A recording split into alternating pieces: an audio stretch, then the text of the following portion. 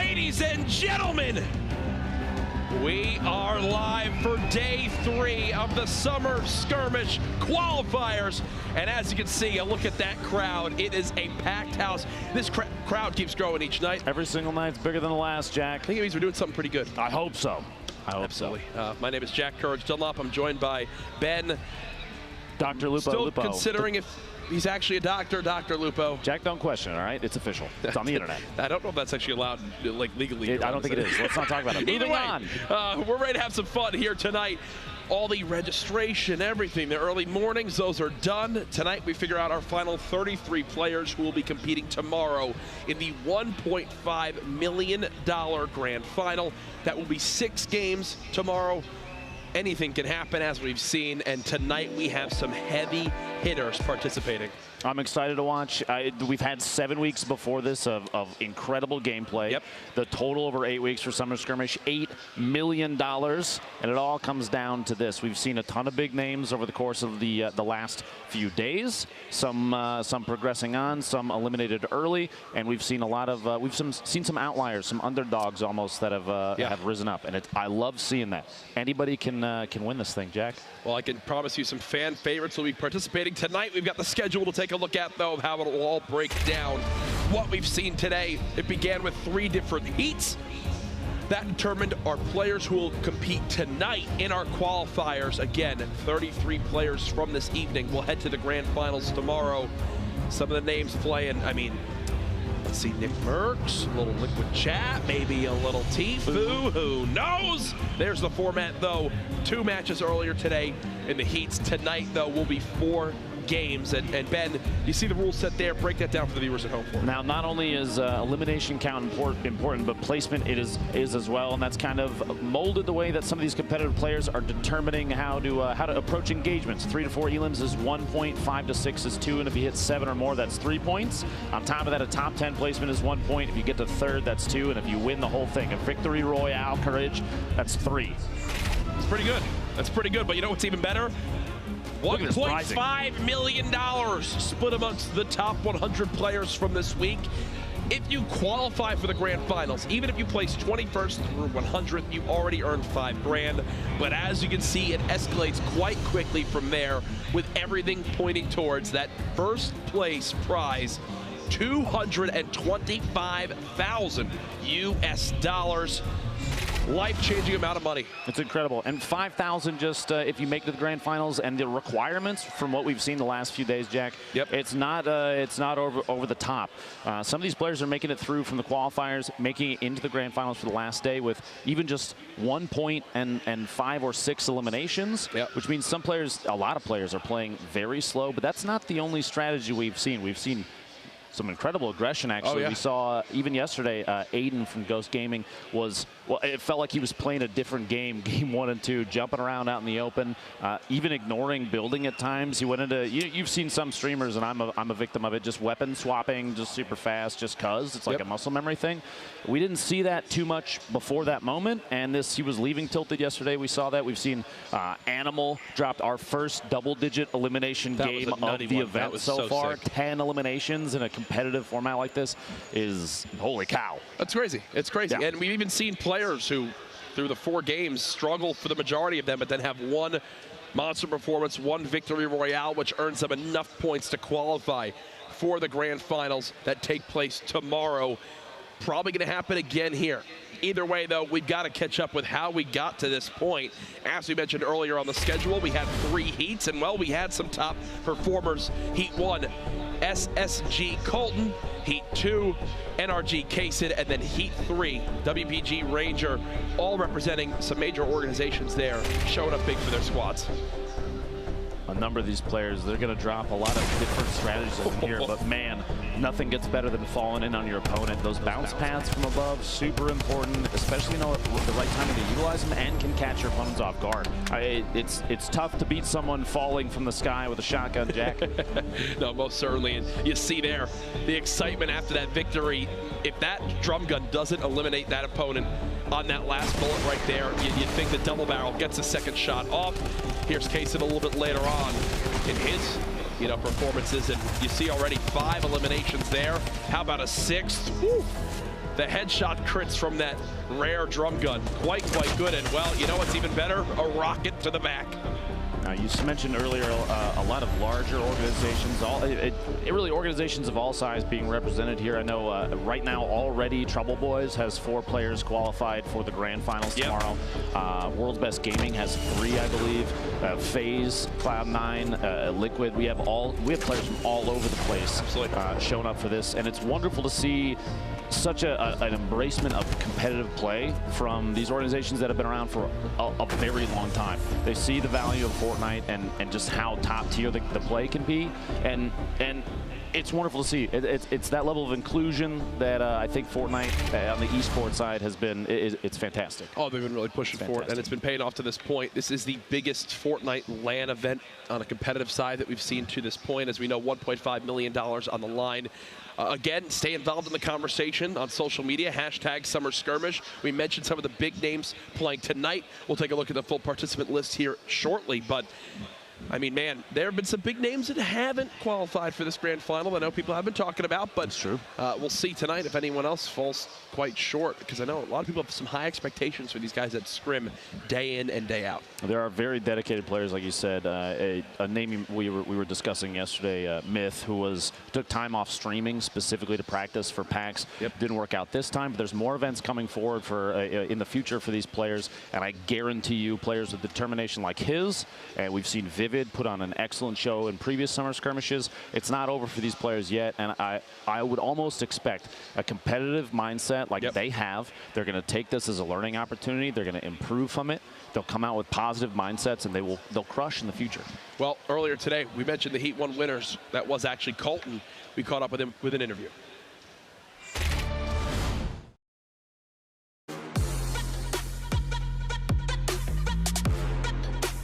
So the first game, I had to run quite a bit because the zone was on the opposite side of the map. So I got 2 portal rifts right off the start. So I used those to my advantage and got basically all the way across the map. And then I had a jump pad, so the jump pad got me high ground. I kept high ground most of the last game and just didn't rush any fights. I played it smart. Didn't have too many AR bullets, so I just kind of sat up top and just poked shots at people when they were down below taking fights. I think I got 1 kill off of that, so I just kept high ground, moved in the zone, and that pretty much got me the win. I didn't think I would win and then get a 2nd place. I was hoping I could get a top 5 placement. I got one the other night, but no, it definitely went a lot different than what I was expecting. Everything fell in place perfect for me pretty much today. So tonight, I noticed a lot of people were not building. Some of them were just running in the open, and I had a thermal, so I mean, that thing's dead accurate, so I was just poking shots. I was sitting on a mountain the entire time. They weren't building, so I was just poking shots at them. I did so much damage, it's crazy with that thing. I can't even imagine how many shots I hit with it. It's crazy. If I can get lucky with the safe zone like I did today, then good luck. I mean, that's the biggest thing I can say. It'll all be fun tonight.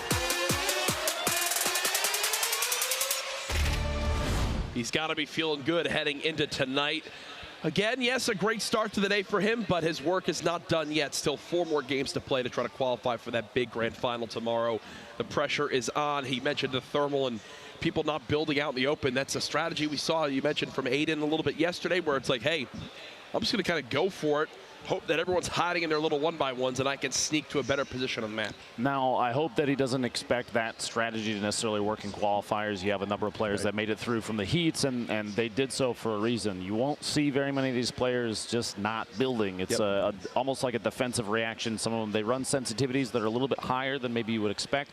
The reason being so that they can do quick 180s, put a wall up behind them the second they get shot, if they get hit in the back, and stop taking damage. I would not expect a thermal to be as effective, but still, for something like this, where there's a lot of players that are taking slow, methodical decisions on their movement and their location, it'll still be very powerful. Yeah, a lot of people not wanting to make risky plays when all they need is kind of 1 point. Their eyes are on, hey, I see to place top 10 maybe even once, and that might be enough to get me in towards that grand final.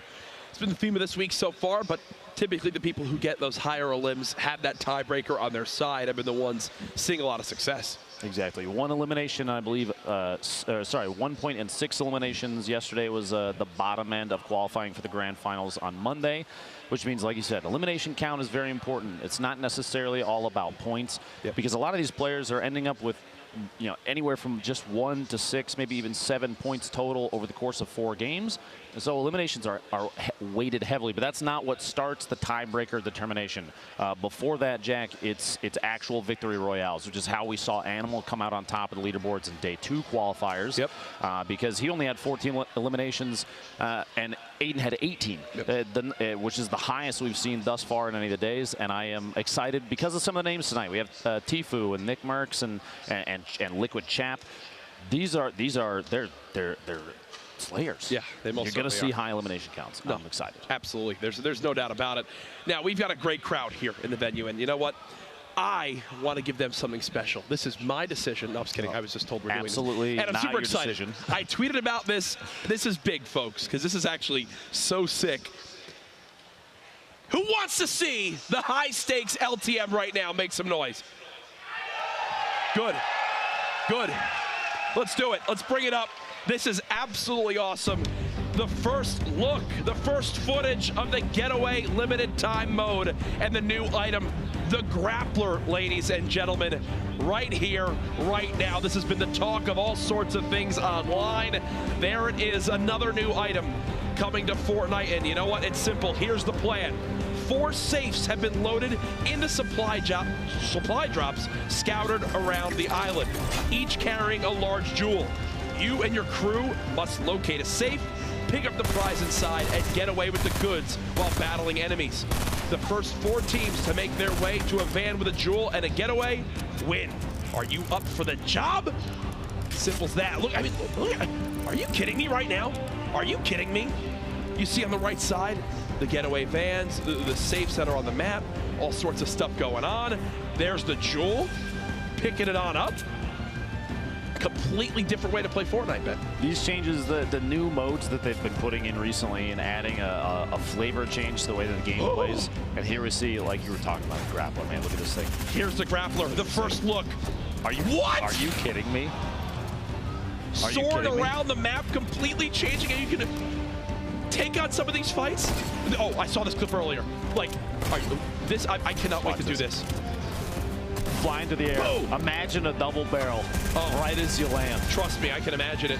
There's the getaway van floating up there. The jeweled llama. Jack, you got to get one of those for your house. I do. You see the team moving on up. They get to the van, they board it, and you know what? There's the victory royale before you leave, right on the way out. What a ride. I love it. And you know what? We mentioned all the stuff going on. You see the skins there. The glider was in flight. Tomorrow, actually, we'll take a look at the free high-stakes challenges and rewards you can unlock by completing them. Again, that is high stakes and the getaway, the new limited time mode, and the grappler as well. I expect within an hour, YouTube montages left and right of that thing. Places like Tilted Towers are going to be hot again, man. Oh, for sure. I cannot wait. The Tilted Towers has definitely always been hot. Have you seen Paradise Palms, though? That is true. That is true. That is true. Either way, I love all the additions coming on in. The glider looking so sick. The money flying out the back. Yeah, the different challenges you can do to unlock the certain tiers. The skins. It's going to be fun. It's going to be fun. The grappler being added on through.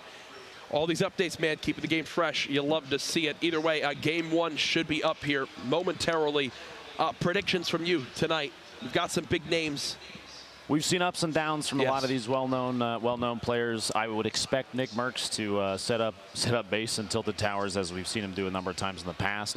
Tfue has played exceptionally well in previous events, and I would look for a very high elimination count from him, plus some scoped AR shots. I even mentioned it, I think, day 1 or day 2. He's the kind of player that'll build up in the top of a tower, establish himself in the upcoming safe zone, and just gatekeep. And elimination counts will fly. But then, like we've said in the past, Chap. Have you seen Chap in previous Summer Skirmish weeks? He's decent. One of the best ground players up close. Yes. His management of structures, as we've said in the past, knocking walls down with the pickaxe, instantly replacing, so he could take control. So he's the one that can edit out the walls, make windows, and take shots. It's pretty nuts what he can do. I actually caught up with him earlier on. Saw them all hanging out. He was with Poach, Tfue, and them. We wound up, I saw how Chap was playing. And again, there's Tfue, Nick Merckx competing tonight alongside Chap. But Chap had his keyboard like underneath his monitor, essentially. And then his mouse was like in front of the center of his body. So instead of how you normally have your keyboard on your left or your mouse on your right, whatever's comfortable for you, Chap was like playing like this. Does this make sense? Yeah, no, hopefully, are you seeing what I'm doing? This doesn't make any sense. That was how he was playing. That's where his mouse was. No human plays like that, Jack. He's got to be a robot. He was, and he was arguing with his teammates that that was the elite way to play. We'll see how he performs. There is a look at everyone stacked on in to the players area. The Fortnite Summer Skirmish, 8 weeks of competition. They've all led to this point. To this point. The reason I said that is because I got told participants in my ear. Let's see who's playing tonight, Lupo. There it is. Named a lot of names that you've seen actually multiple days in a row. You have to remember if players came out here on their own volition and they did not qualify for the grand finals on Monday, they're given an opportunity. If they get up, if they got up bright and early and came back the next morning, they could give it another shot. You see Hysteria, one of those players specifically. I know that that Tempo from FaZe had to do the same thing a number of times. But you know what that says to me, Jack? That they're here to win. They're determined. Absolutely. And I hope they take previous rounds as learning opportunities. There's Geomach. We watched Slossy yesterday. Man, I mean, there's so many talented players. United's Ashton involved as well. And then over to the final page. Nick Merckx, Dimes is there. Nick C9 Merckx, Blind. C9 Blind. Blind is that's a name we saw come up with the Ninja Vegas event. It's the roster here is terrifying, to be honest. Bartologist, General. Tonight is actually going to be, I think, the craziest night of competition we've had to this point. I think it's setting a little bit of a tone, but you know what? Right now, I just heard some beautiful sounds in my ear. Ladies and gentlemen, the battle bus is about to take off. Game number 1 starts right now. There you go. Make some noise. Who will qualify for tomorrow's $1.5 million grand finals? Folks, there are some heavy hitters, as we just saw in tonight's competition, and it is finally here. Now, we've got a number of players jumping out early, going to that bottom left corner. This is actually the heaviest we've seen an over-the-water drop. Players trying to get as low as possible so they can open the chute as late as they can. The idea there, trying to hit, there's a couple buildings down there with chest spawns early. Greasy Grove is an easy drop there, or even Flush Factory. You see, it looks like a pair. You see kind of spin around in the air, looking at each other to do some tracking there. Tilted Towers, the home of Nick Merckx. 1, 2, 3, 4, 5, 6 players dropping in there. But everywhere, as we've seen, is going to be populated. There's going to be players playing outside of POIs. Early trap from Nick Merckx, as we were saying, a player to watch. People have seen him quite a bit. And it feels natural here. I would go as far as to say Nick Merckx knows that middle gray building in Tilted better than literally anyone in the world. He lands here every single game he plays. This is his home, essentially. He will navigate Tilted Towers better than arguably anyone out there. We'll take off his perspective for a second and swap on around, as there's a lot of engagements going on around the map. You see here, Wheels, Rex, Slang, all getting involved early on. Now, you were mentioning Nick Merckx, just to use him as an example, but there's a number of players that are like this. People have drop locations that they trend to. And competitive players, they're going to learn that about their opponents before they come into games like this. So I would almost guarantee you that people that are dropping there, they know what a play there. The tack shotgun, green tack, a pair of shots there secure the first elimination for Rex, but he's not done yet. He's got the remainder of a 1v1 here. He's at 54 HP. That tack comes in big and gets Wheels for the double. Wow, that last crit right there saves him, as Rex was 1 bullet away from getting dropped early on, but now 2 elims. And remember, we've got to stress the points, how it all works. If you get 3 elims, you earn yourself a point, 3 to 4. 5 to 6 elims is 2 points, 7 plus elims is 3. If you place in the top 10, you earn 1 point. If you get second or third, you get 2. And if you earn the Victory Royale, it's a +3. Godvat on your screen, he just earned himself an elimination. You saw Hysteria actually nearby with full HP, but now it looks like we're heading out over to Retail Row, where multiple players are stacking up with some big engagements about to begin. So Kairos in the southwest corner of Retail. This is a pretty common drop.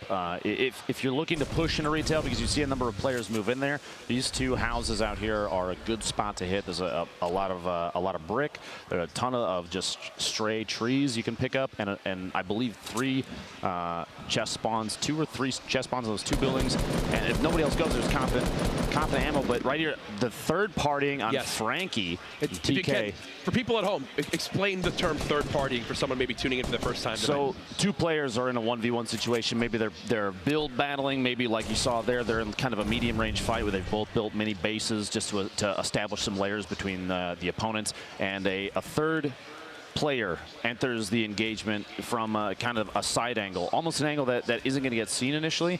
They take shots at just the right time to try and secure one of the eliminations, which is exactly what you saw Sakairos do here, but he's got to box himself in because his opponent has the top-down advantage. Those pyramids to block ramp pushes courage are super important, especially the timing. You can catch people almost inside. Now, that edit, do you want to talk about how dirty that edit was? That was a nice little play there. He moved and began to run to the opposite side of the ramp and then rotated it and then drop him on that opposite side.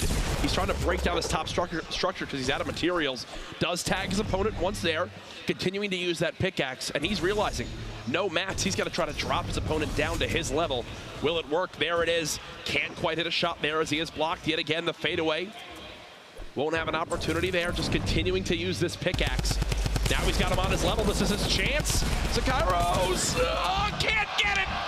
Loses track of Pupper in the middle of all the building. 9 HP as Pupper gets the elim. Back and tilted. Joker Untamed pushing on his opponent right now. Lifts a shot to chop him.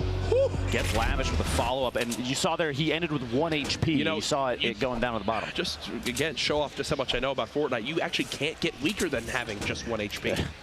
That's the lowest amount of health you can have. Jack, you're not wrong. There you go. Not wrong. You're welcome. That's why I paid. Established in the UI building. Back over here, to set that destroys. Kev is at the sports complex to the west of Tilted, but he's not alone there.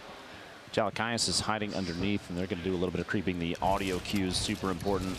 Even editing, speedy edits as he's trying to get up above. He could have just built 1 ramp, but instead double edits on the way through.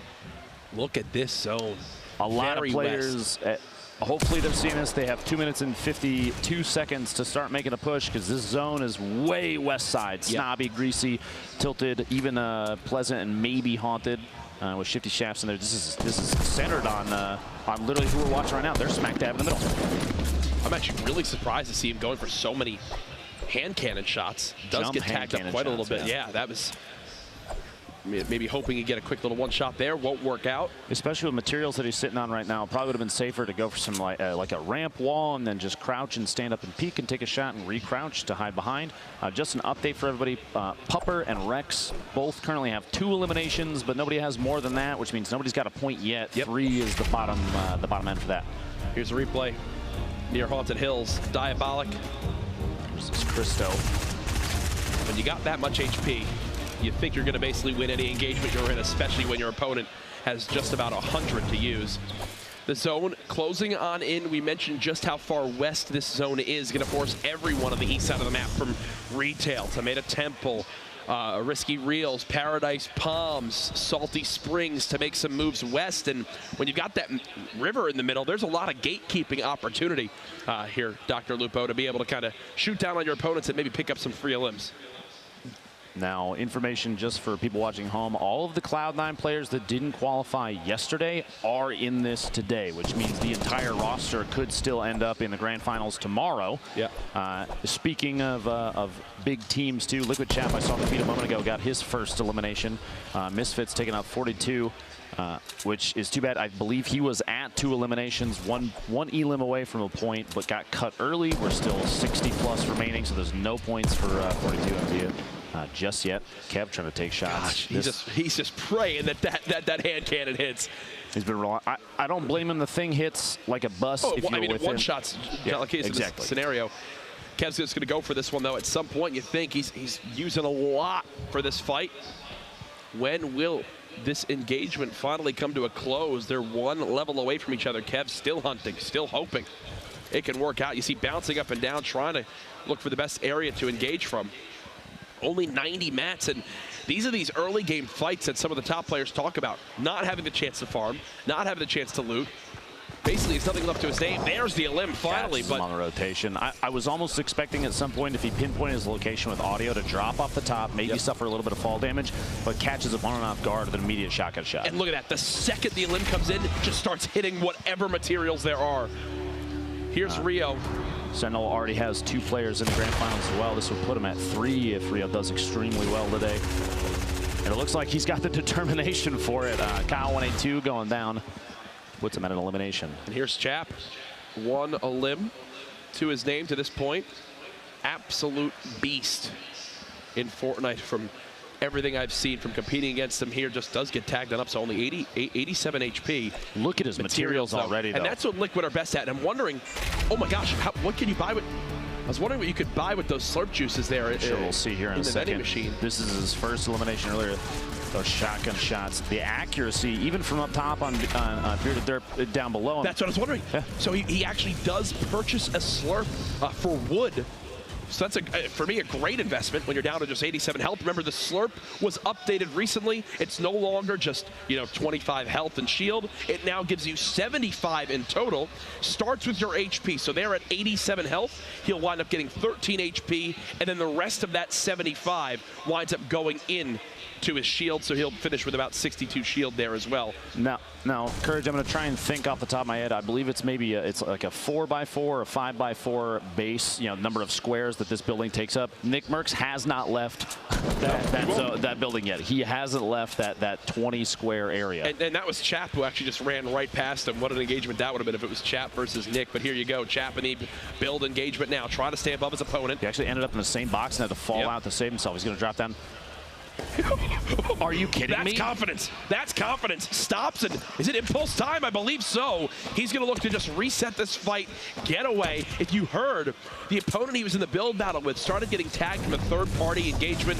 Didn't want to have to deal with any of that. He'll go ahead, get away. He's actually burned through all of his wood now, down to just 60 left. You saw his loadout, Courage. He had a blue AR, a green suppressed SMG, you can see right there, and the heavy shotgun. And out of that box that he opened, that he pulled the impulse nades from, there was a gold heavy sniper. Would you have picked it up and dropped potentially the blue AR? Listen, Chap knows better than I do. You could have potentially done it, but at the same time, maybe it's not his play style that he's going with. Another vending machine purchase. This is Ashen. His partner, Jack, has already qualified. The shots out here at Lazy Links, accuracy, mid-air accuracy with SMGs, even a gray doesn't matter. They're hitting their shots. The swap weapon is so key. With the way that the meta of the game is right now, if you're running a shotgun, you want that quick little spray weapon you can go to. You take, hopefully, that shotgun shot, get some high damage. If not, you swap on over to that SMG to finish off the elimination. Chap now back up to 300 plus wood, 900 plus brick. I believe he might have gotten a second elim there. Now sitting at 2, so Chap just 1 elimination away from earning himself a point. That would be a fantastic start for one of the high-profile players here in the qualifiers tonight. Now, I want to say I still think that the gold-heavy snipe, picking it up in this situation, especially with how slow he's potentially seen other players play during the previous 2 days of qualifiers, just getting a 150 damage shot on someone on the move means potentially it's Tfue. It's Tfue up top. Chap versus Tfue is the fight going on now here, folks. Who will come out on top? Tfue was just tagged by a third party, so he's got no shields left. Chap playing from the low ground right now. These are 2 of the best Fortnite players in the world. It's what this competition is all about. Chap now beginning to build on up, looking to match the height of Tfue, or will he just disengage here? He's moving past and looking to box himself in. He's building multiple layers to this little catacomb to make it so that Tfue can't track which building he's in. Yep. You have a number of these little 1x1 chambers attached to each other, and players are going to have trouble watching. He's got multiple layers, and he has the edit right now, so we can look through. He's then looking through the wood planks. He's trying to find Tfue in the structure that he's in. You see there, the edit. He can see it already, even though there's a ramp in the way, so he's still saving the nade bounces off. That grenade's actually going to drop a bunch of Chap's structure. Here's Tfue now, 1 elim to this point.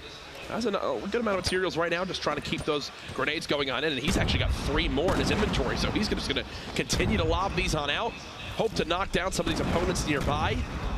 You see there, he noticed he made a mistake and did not close the wall up, so he re-edited the ramp that he was standing on that he closed off the wall, closed off the ramp again. try to keep the layers between you and an opponent, because you don't know, chat might have explosives as well. He could pre-fire a rocket and then laser down the single wall that might be separating him. So that's a smart play from Tfue to close his own build off. And now he's beginning to move early because this next zone was revealed. He knows he's got to move a little bit closer towards Snobby Shores. This is so far This is the furthest west zone you could possibly have at this point, folks. So everyone continuing to move in this direction. You see Chap disengaged. You've also got Tenpo on your screen. Nick Merckx is still alive. He needs one more limb for a point. Here's his opportunity here. Will Nick Merckx get on the board early on? One of the top console players in the world, one of the biggest names out there, and he's got 2 players below him, both without shields, but even for Nick, he's quite low on HP himself.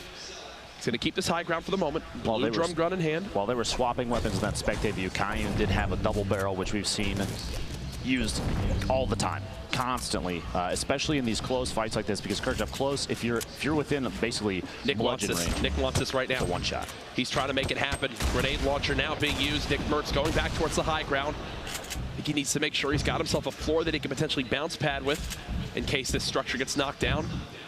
He knows there's someone just 1 tier below. Again, folks, if he gets a third of limb right here, he will earn himself a point, and 1 point has been enough for multiple players to qualify in the previous nights.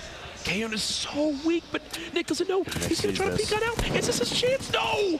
The wall blocks the shot. And he's still got a player close to him who's got a ton of health. High amount of hit points. The zone is here. This is kind of an all-in. This is an all-in from Nick. I think he's going to bounce pad. He's going for it all, folks. It's going to get dramatic here towards these moments. No!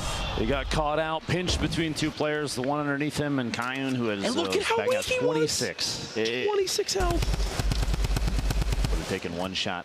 Rio, as we were watching earlier, he's at 2 eliminations as well. By the way, Flower, a fellow Rogue member, did hit 4 eliminations, which means he has 1 point already. And Kayun, who just eliminated Nick, that was his third elim, so he will be on the board as well. Energy General has 3 eliminations. Rec has 3 eliminations. Misfits. Misfits GG. Gyre from Misfits has 3 eliminations. So there's only 5 players out of this with 1 elim at this point. You see on your screen right there, and 3 of those are already eliminated. So we have 2 left that have 1 point right now. Yep. A lot of 2s on the board that have already been eliminated, and 4 players right there. You saw Godvet, Diabolic, Rio, and Chap are sitting on 2 right now. And this is something we've seen a lot from players, running just 2 weapons, maybe a drum gun and a shotgun, and keeping a high amount of heals. That's what Rio's doing right now. This was General. Down 1 right here. Hello, my friend. And there's his first. Sniffed out a second here nearby. Yeah, there it was. Boom. That was how Flower was eliminated. Jack, I don't think it's tough to sniff out the grenade explosions there. And you saw actually a swap from the, you tend to favor the heavy shotgun, but he immediately picked up the double barrel. Now I might be running the double barrel. How players are they're definitely showing how powerful a weapon like that can be in competitive gameplay. Like this, that the top 10 means a point, and players are going to play slow. They're going to stack on top of each other and get very close. So right now you're seeing Kayun, who still has found 0 heals in the last 5 to 7 minutes. What is the thought process right now with this little amount of HP? I think catching a player rotating is extremely important. You see he probably won't make too many moves until he knows that maybe potential targets or opponents are already engaged with someone else. He's going to wait to strike.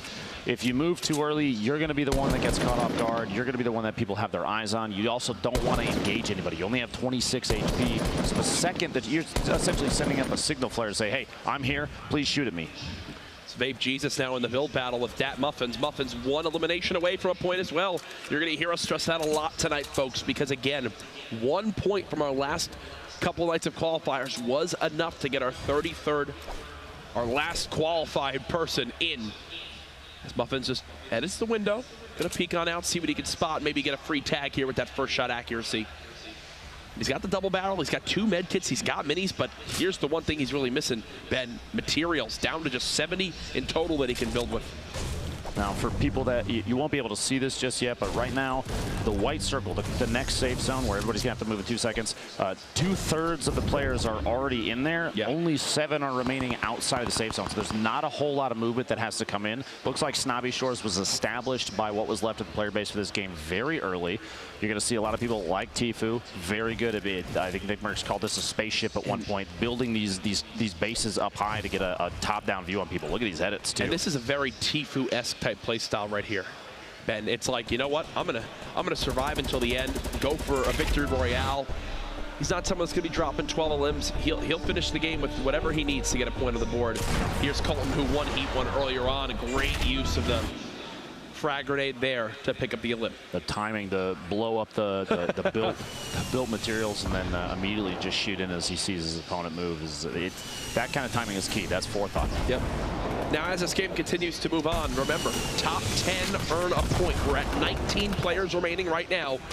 Everyone in the lobby thinking, hey, I see you survive a little bit longer to get a free point on the board. This is a third-party opportunity, and then some. You got two players literally mixing it up on top of each other, and Crunch has the LMG and just spraying to see if he can land any shot.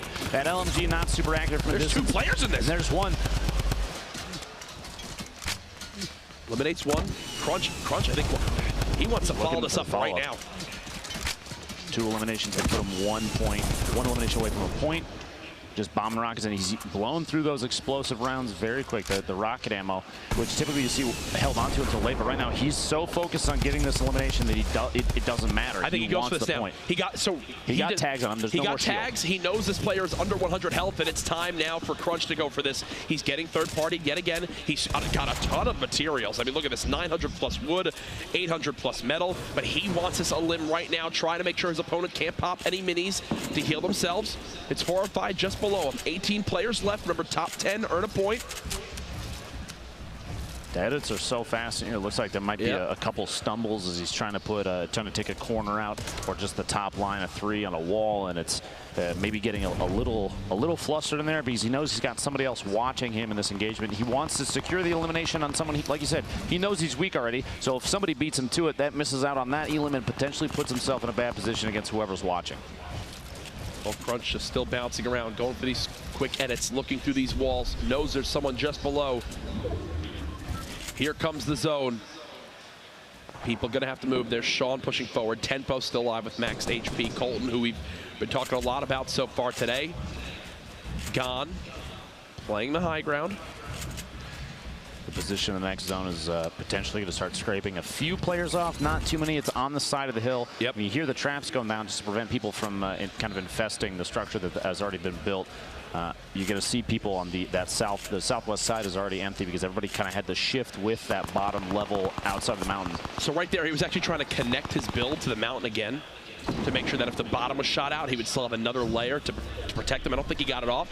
Here comes General and Colton, though, moving on in. Everyone trying to make it out of the zone. Their little boat down to just 15 HP. Tenpo still quite healthy. Look at everyone hiding in these builds. Chap and Tifu, they just moved in next to each other. They're neighbors. Yet again. He's about to ask if he's got extra salt left over. Eats it for recipe tonight. Chap's looking for a 30 limit. Might end up being Tifu. We'll have to see here in a minute. The next circle is going to force everybody to move. You see the mini map on your top right. Everybody's going to go southwest. Plus, it's very uphill. That's the thing. It's also uphill on this mountain. And whenever we see these zones on these mountains, Lupo, many people typically drop. This is going to be one where I predict we don't know our top 10. Like, we're still at 18 people. It's been 2 minutes and 42 seconds since the last time someone was eliminated. But I can promise you, the Storm is about to take matters into its own hands and have people get dropped left and right. A stat that really highlights how top-down, how close combat engaged. Like that shot right there, Chaos Gone gets the elimination with a shotgun as his opponent pushes up. But the longest range elimination thus far this game is 123 meters. Yeah, and there you go. Storm just drops someone. Colton and Base Soldier each get a limb. Colton then drop to the zone. Here comes the builds from everybody. Tifu still in this one. 12 players remaining. Top 10 earn a point.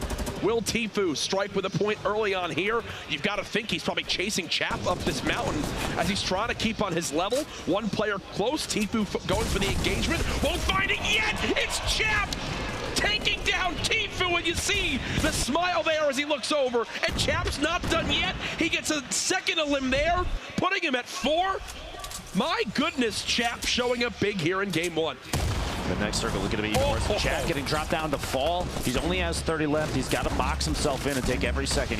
The second he has an opportunity to heal Courage, he's got to go for it because the fall damage combined with people taking shots from all over the place and just kind of how they look like little beehives attached to the side of this mountain. Now the next rotation won't be as risky. And here you go. This is Chap from just a moment ago. This is the bait. He saw it coming. That was Tifu getting eliminated in 11th, which means he doesn't get the point. That was him with 2. He had what, 2 elims and was in 11th. So if Tfue eliminates Chap there, he gets 2 points and arguably guarantees himself a spot tomorrow. Heartbreaking for FaZe Tfue fans out there. He's got 3 more rounds though. Jack, it's not over yet. 6 players left. Chap, you're watching here with 4 eliminations of his own. 1 more gets him to 2 points. He's got no mats. He's got to go for this. There's one. Hello, Chap! Are you kidding me? Chap! Can this man be stopped? 6 elims now. Top 3. There's another point as well. Now, Tempo, one of his opponents above him, well known for being exceptional at this game. You're going to have to watch out for this little 1v1 here, especially, I mean, Chap only has 2 builds. You hear the C4 going out too. Here comes the structure coming down. He's going to have to stay on his toes, watch for the edits you see above him. Now might be the time. If he's going for another third party, he's going to take shots. He's going to try and see if he can get a drop right there. Go for the shotty shot. He's going to try and drop the surface out. He has enough ammunition, courage to do anything that he can to get him to fall down on top of him. Only 75 HP though. He does have 2 traps left.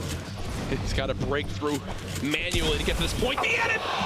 Tempo says, hello, my friend Chap. It's time to take a break for game 2. OT Divine versus Tempo. Divine has 0 elims. You saw Tempo just eliminate Chap. The shot's coming down range. He's out of builds, and he wanted to drop down, but then the trap went off, and he's got to wait. Whoa, I can't do that yet. Trying to spray on in. 2 players left. It all comes down to this. Tempo drops Divine to just 17 HP. There's the elim, and there's the win. Tempo, congratulations. 4 eliminations, the victory royale. A monster game 1 from him. Now, a number of times, even the last 2 days, we saw Tempo come into these qualifiers, and maybe the thought was take a different approach. You can even see here just some quality replacements. Look at the builds he still had left. 700 wood. Kitted to the teeth. Wow. Congratulations, Tempo. In that victory royale, you see all smiles on his face. He knows just how big that is. So what, he got 4, I believe 4 elims? 4 elims and a victory royale, so a point from that. That's 4 points. 4. I mean, at this point, Tempo. I'll see you on Monday. I mean, we'll I'm see just going to say it. Yeah. And again, victory royales are also the top tiebreaker as well. So somehow, if 33 players all have 3 points, you'd think Tempo would be right towards the top of that, or 4 points, sorry, would be right towards the top of that. What a monster way to start day number 1. This place is packed right now, live in PAX West. Again, if you have a badge, come on in. If this is what it's like tomorrow for the $1.5 million day, crazier, this crowd's getting into it, and I love it. Having such a blast. That was just game 1 of 4 we have tonight. We've got all sorts of replays from that ridiculous game 1. Here's General from NRG. I mean, what a way to kick off day 3 of these qualifiers. Absolutely. We saw both top-tier play and some very close finishes from a number of players that we've had our eyes on for a while. People that we've been anticipating, players like Tfue playing in this event every day thus far. Flower going down. General is just attention to position. The timing on dropping in and hitting the shots at just the right time. It's wonderful to see players so aware of their surroundings. Look at the shot, too. The edit out takes Pacifist down and sits on multiple eliminations just from this one engagement at the sports complex. And you also mentioned so many big names. You saw the battles that went down. I mean, Liquid Chap versus Tfue is kind of anything you could ever ask for as a competitive Fortnite fan. And speaking of Chap, we'll see some of his moments here. It all began back in the sports complex just outside Tilted. Went for those early game engagements. This was that second one we missed that got him all. Look at all these materials he winds up picking up. Puts him all the way towards 900 brick, but this was everything. Versus Tfue, if he dies here, he gets 0 points.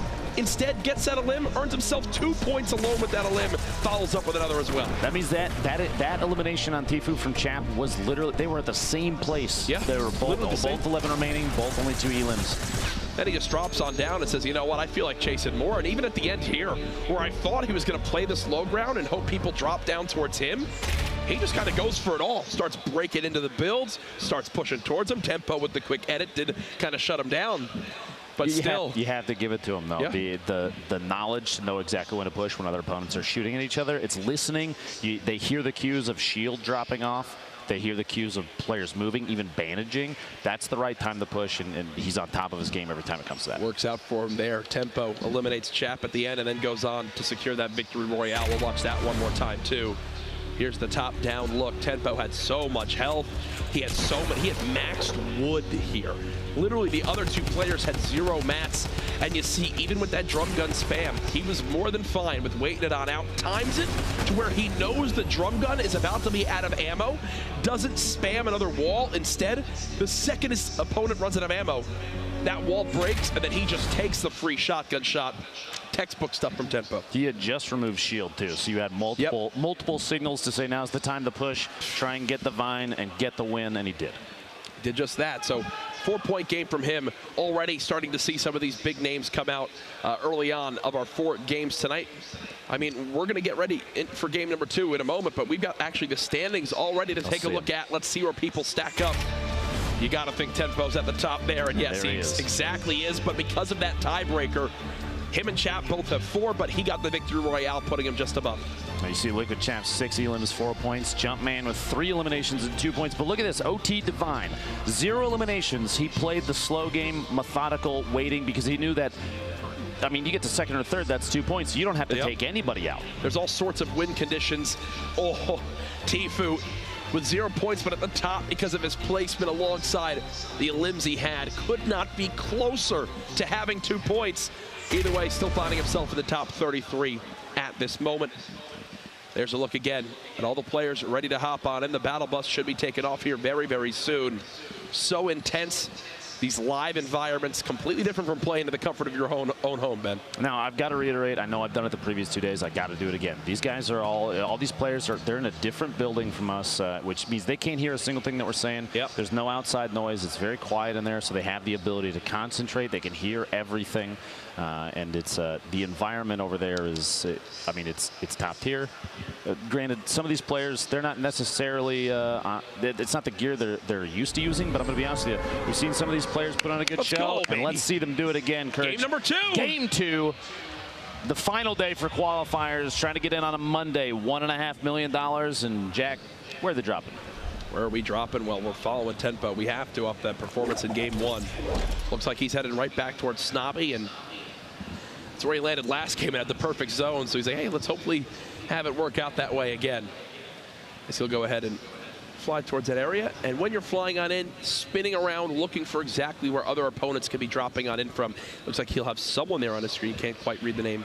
But either way, some early engagements possibly for Tempo here.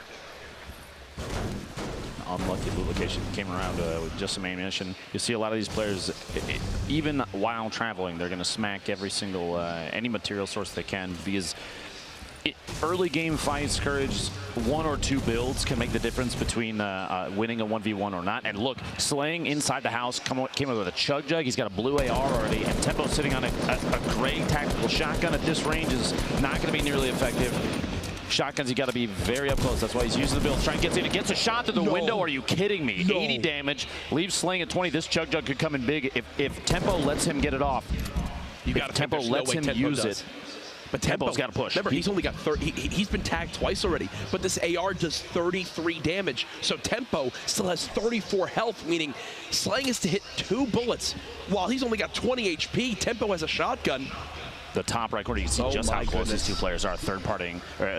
Tempo got a shield off. Tempo got 2 shields. Is he max shields now? And he's popping a chug jar. Are these guys both about to have 200 HP? Full reset. Slaying only has 4 builds. Tempo's bandaged. So Tempo's going to be at 175 if Slaying lets him get the entirety of the bandages off, which he's going to. Slaying's at 200. Do you think Tempo heard that? I can't tell if Tempo heard that. The trap placement. Hopefully Tempo heard that and does not push through the window. He's only got 8 bullets. Forget everything else. He's only got 8 bullets. He's got to hope against his limb right here. He's out of ammo. He's out of ammo. He's dancing around. He's got at least a great pistol. That's his last line of defense. He's got to push. And Tempo gets the elimination. And you see, no. Can't believe it. Somehow in the 2 rooms these guys loot, they each get max shields and a chug jug. Here's Nick Merckx early on, facing off against Ryan Rex. Dual pistols. Okay, Nick earning an early elim. One of the first of the game. At that point, there were only 97. There were 97. So that was 98th place. 84 left right now, though. 2 minutes and 14 seconds until the circle moves. This is kind of a northeast, a centralized northeast main circle, which means a lot of players, regardless of where they dropped, maybe only flush factory at this point, or even lucky landing potentially because of the path these players are going to have to take should be concerned. Everybody else can kind of take their time and build up some materials as they move. And Nick is totally fine inside Tilted. He's going to go through here. Players will always smack out all the furniture inside. It's not worth a lot of resources, Jack, but every little you bit knock them counts down pretty quick, and there's a lot of them. Early game when you can only build 10 walls, getting enough mats to maybe build 2 more, that's 20%. You can wind up earning yourself. Oh, big fall there from Jumpman. Sakairos now has the high ground. He actually falls and trying to hit a shotgun shot. Doesn't connect yet, and he's out of materials. Jumpman trying to get the little peek over the top there. You saw him jumping to try and take a shot. Backing out, hiding in his own box. He does have 5 bandages, maybe an opportunity to heal up, but Sakairos he has to apply pressure, which he is. And Sakairos goes down to Jumpman, very accurate. You saw multiple crits in there, and the shield disappearing. Sakairos only 28 HP. He had 28 health. He didn't take a single point of damage. That's one that you want back. If you're Sakairos now, Kayun, 1 player above, 1 player nearby. It seems like everyone that landed risky is now getting in their fights. This big shield could make all the difference. There you go, watch the third party this engagement. Shotgun shots coming on in, can only build 2 walls. That's Joda just above. That was a perfect spray, knocks him all the way down. Brilliantly done by Kayun. Kayun earns that elimination. Knowing the exact location where your opponents stopped up top, maybe potentially built based on the walls that were still being built mid-engagement. He says, you must be behind this ramp. Here's Cryo at Junk Junction. Big shot takes Stratify out. Point blank tack hits like a bus, and the rate of fire is high enough that you can unload rounds, unload shotgun shells, and deal a lot of damage very quickly. So it's kind of known by a lot of people. Chap likes to go to Wailing Woods, and he's already got 700 wood. He's pushed towards Risky. He's got 1 limb to this point. Looking to pick up a second quickly underneath him. Yep.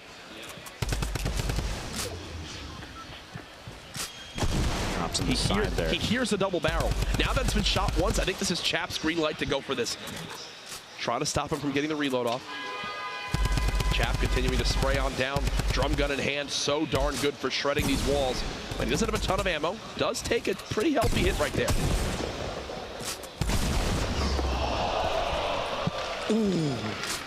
Kayun picking up his second elimination. Ooh, you heard the reaction from everybody here. The double barrel, when you are that close and it does that pure like 160 damage. Yeah, that's why it's now the new meta of shotguns to use in competitive Fortnite. You saw right there that golden double barrel, even at kind of moderate range for a shotgun like that, the spread is very high and the damage drop off happens quickly. Over 100 damage while jumping over the top of his opponent. A quick 2-shot. And this is Tifu out in the little Wild West, the set of Pueblos out here. He's looking, trying to hunt down a player underneath him. Compact SMG, a shotgun, an AR, and a hunting rifle. Stalking his opponent. Now he has tons of materials at this point. We've seen players start to favor this drop out here because the larger rocks, Courage, come away with, wow, what a shot. Yep. Tifu picks up his second elim. Those large rocks, like I was saying, they have 50+ brick in them, and they only take a few melee hits. He was blind from Cloud9, 1 limb to this point. Again, you see immediately how these players just begin to break down structures when they realize they have so little materials. Whoa. All back up with Nick Merckx looking for anything. You get a 9 and a 20 off there. The 50 damage just pushes up on Lavish and gets him to the bottom of the staircase there. Nick's got 3. Nick's got 3 limbs. That's a point for Nick Merckx, putting him on the board as well. And it looks like he wants to go for more. He's not done yet. Airco, a player we've seen a number of times in the past. It looks like Nick Merckx might be getting third-party. Multiple players here in Tilted as he's trying to back out of this engagement, saying the position I'm in right now, he's getting shot from above. It's not good enough to go for an engagement that somebody already has the top down on him. You've seen the feed Tyler's getting double flower out. Here to Derp going down to a 189-meter rifle shot, but Nick found a chug jug. Nick's like, sure, I'll take that. That sounds good to me, my friend. And Nick is one of the best players at navigating Tilted, right? Knowing the ins and outs, the little escape routes you can have right there, just sneaks away in towards this new building. uses that chug jug to get to max HP. This is Crunch, who we highlighted a little bit back in game 1 with his quick edits and his fast building, and right there shows off the edit power, gets that a limb.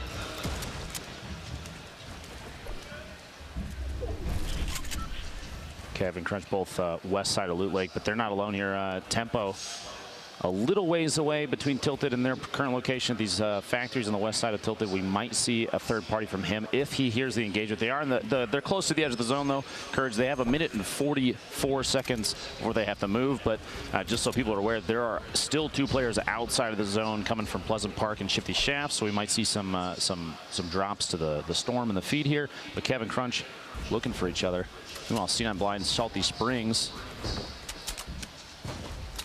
locks himself in. He's listening, and the turbo build's going to protect the wall. He just has to hold down left mouse click while his opponent's trying to smack it out.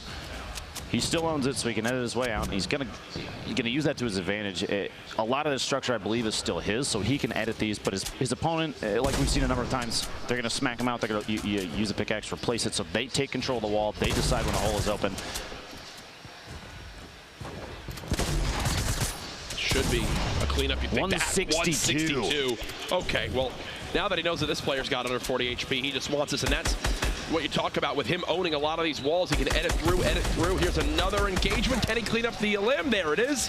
That was NRG Kasid who gets cut down. Blind's got to feel good about that, especially after last round.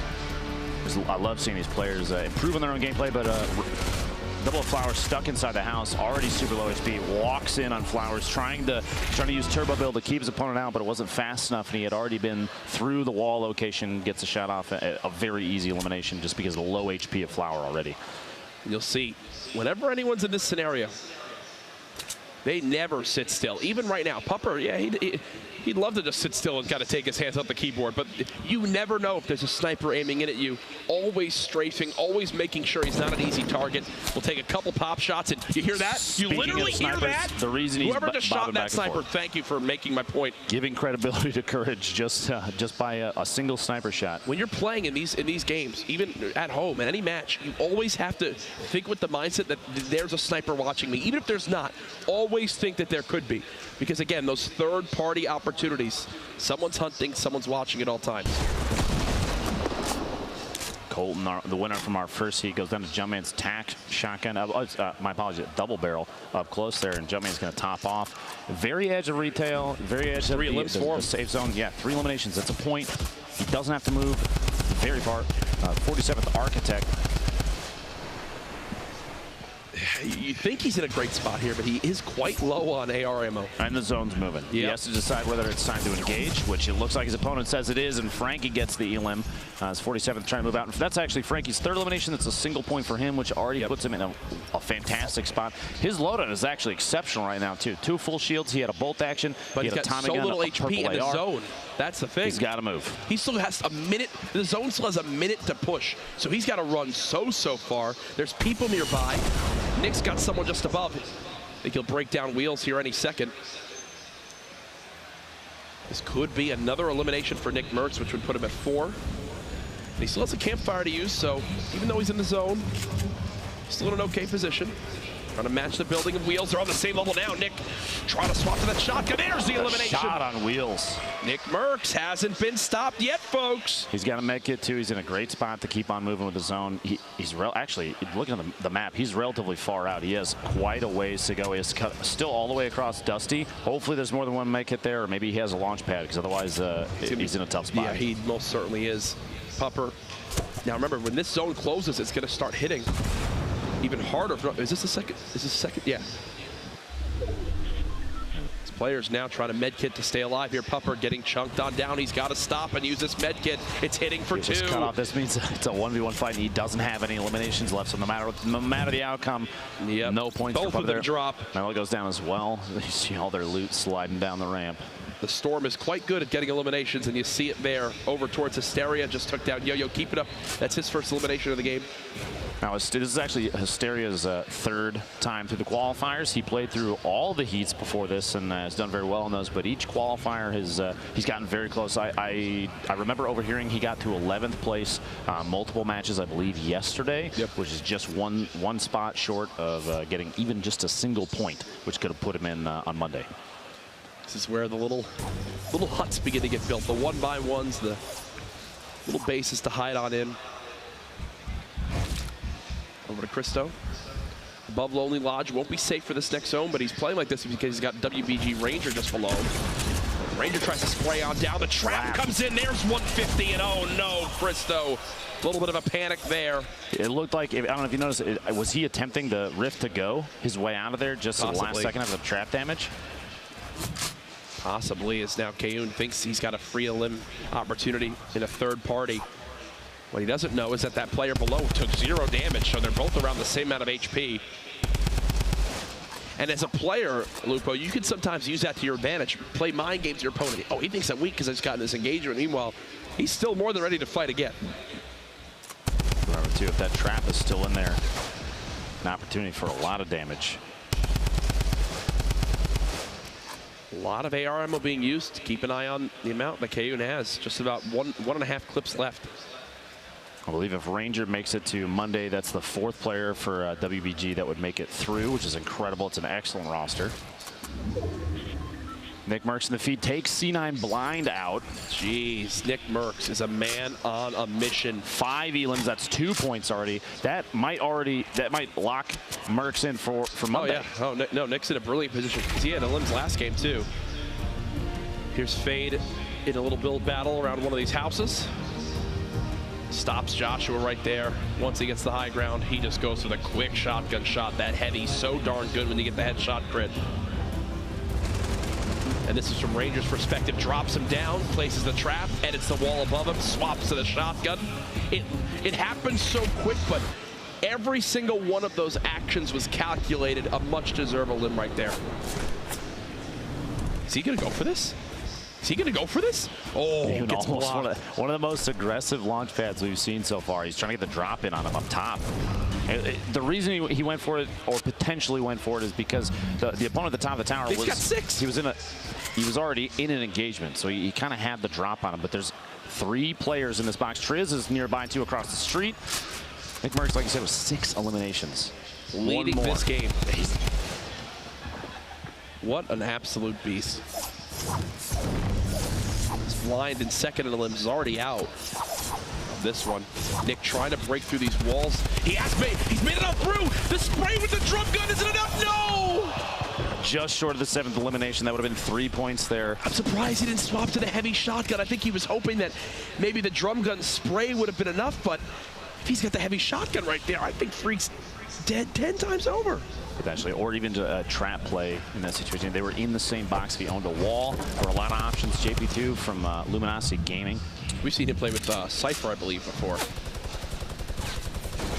Chris from C9 and minigun, Freak, panic building. The minigun shreds if you land some of those hip fires. Now, we saw yesterday, though, the minigun kind of biting back a little bit against players that decided to use it. Multiple engagements in a row, Courage, where minigun just didn't work out. Look at Chris. In the right hands, it's powerful. Wants this fight so badly. The one thing Freak can do, maybe use this heavy shotgun. And Chris gets the elim. Geomock still alive.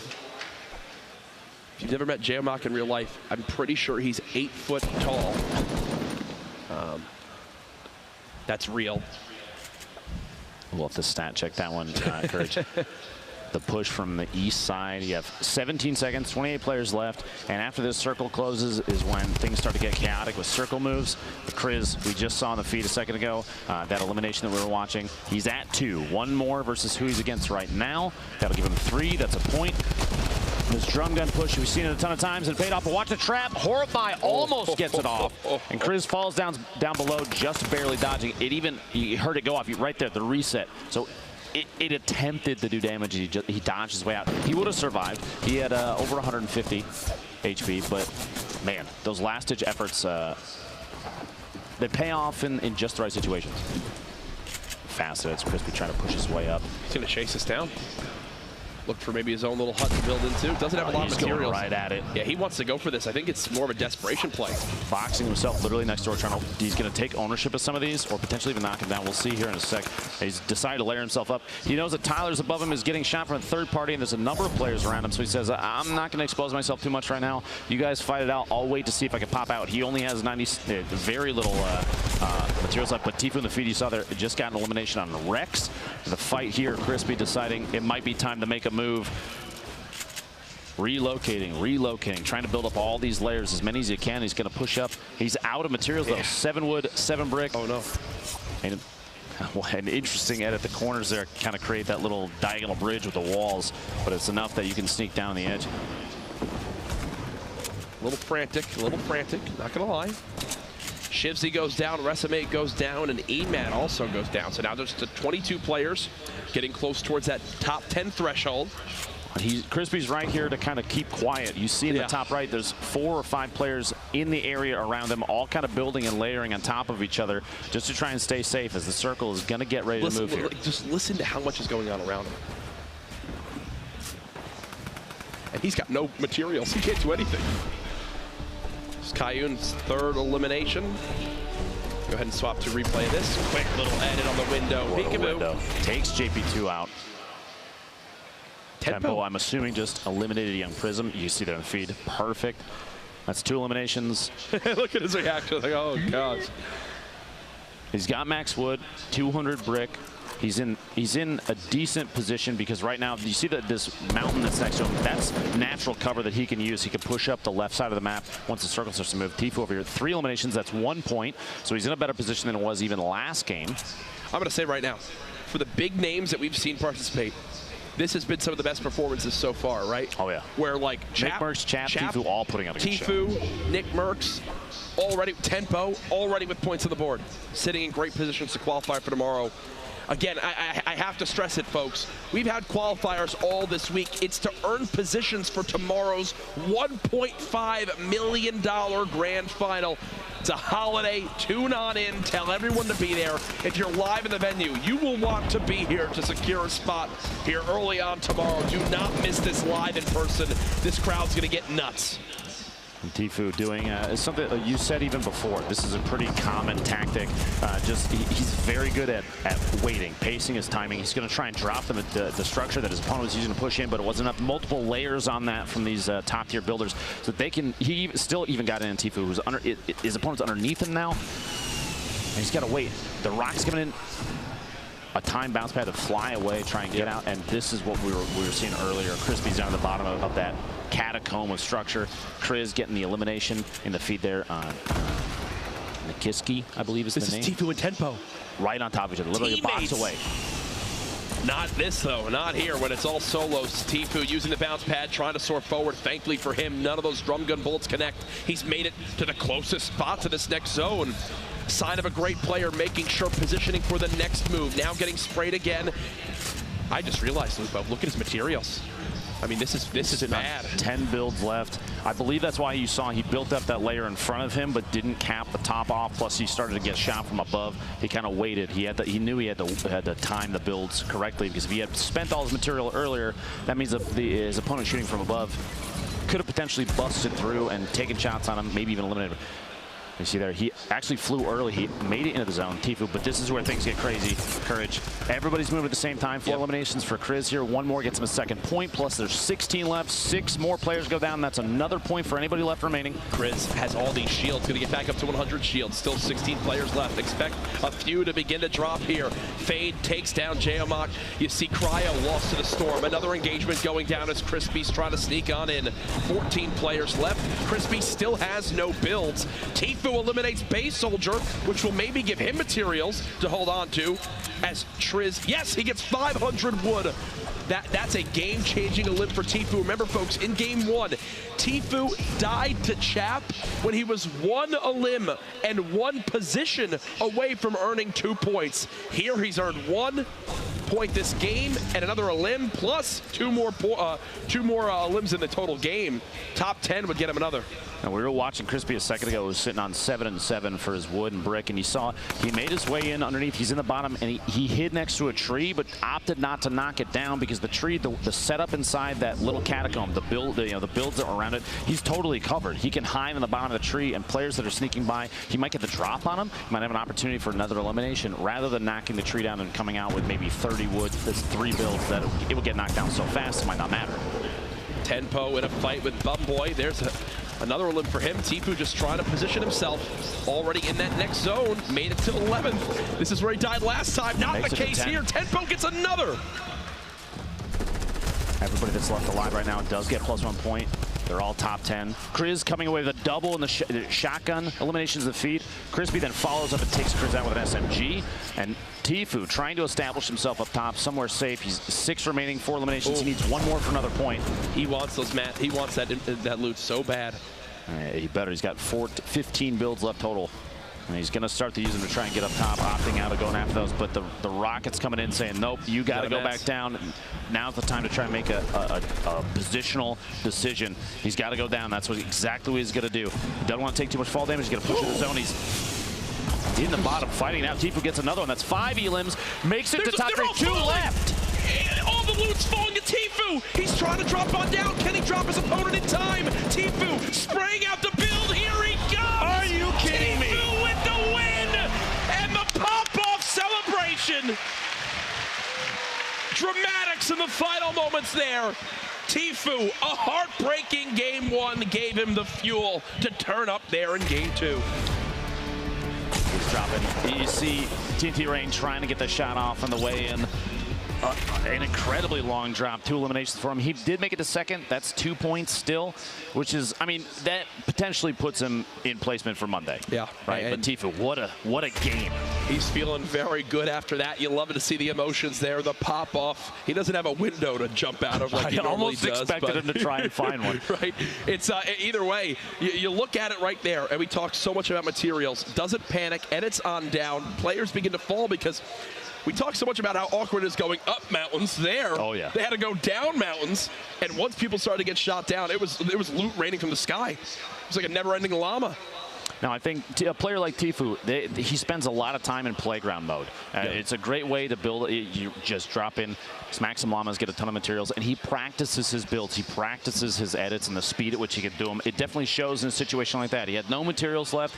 As I was saying, he was building up, and as soon as that rocket happened, as soon as it came out, he saw his structure was going to go down. It was time to edit his way down because if fall damage happened, no matter how much HP you have, 100 is not going to stop you from a drop like that.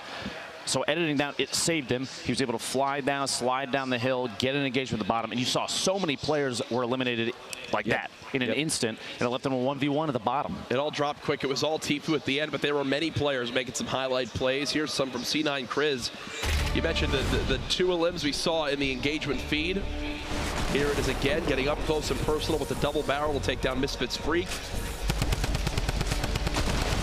This is game 28 remaining. We saw that. That's the trap attempt from Horrify. It wouldn't have left him at 43, which it would have been a tough situation. Yeah. That's not a lot remaining. It would have been fun. Towards the end of the game, he got the double and then was immediately eliminated afterwards. But that's a lot of eliminations. That's still a point. Plus, as we've seen the last couple of days, 1 point and 5 or 6 eliminations. That could be enough to put you into Monday's grand finals. I almost forgot that Nick Merckx was pushing towards 7 elims there. He finished with, I believe, 6.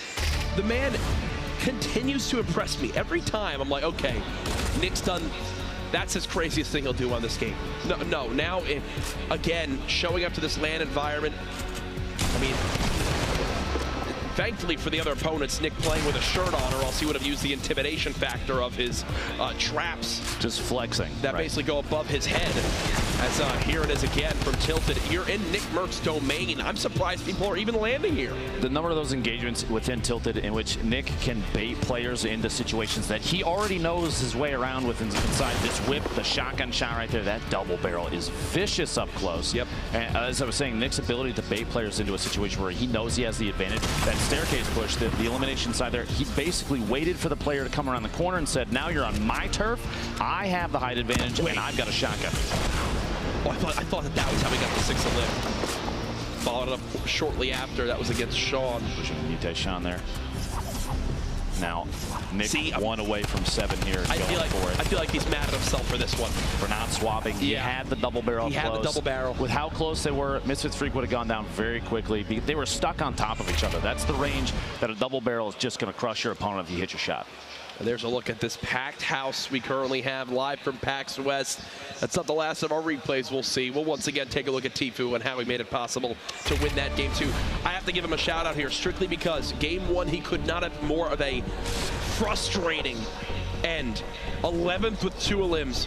If he beats Chap in that one-on-one, he winds up getting 2 points and basically sends himself to Monday right away. Instead of getting frustrated, getting down on himself, he moves into game 2, plays this final scenario absolutely flawlessly. He drops on down, engages the player down low, picks up the materials, turns around, and then shoots down the final player. So well done.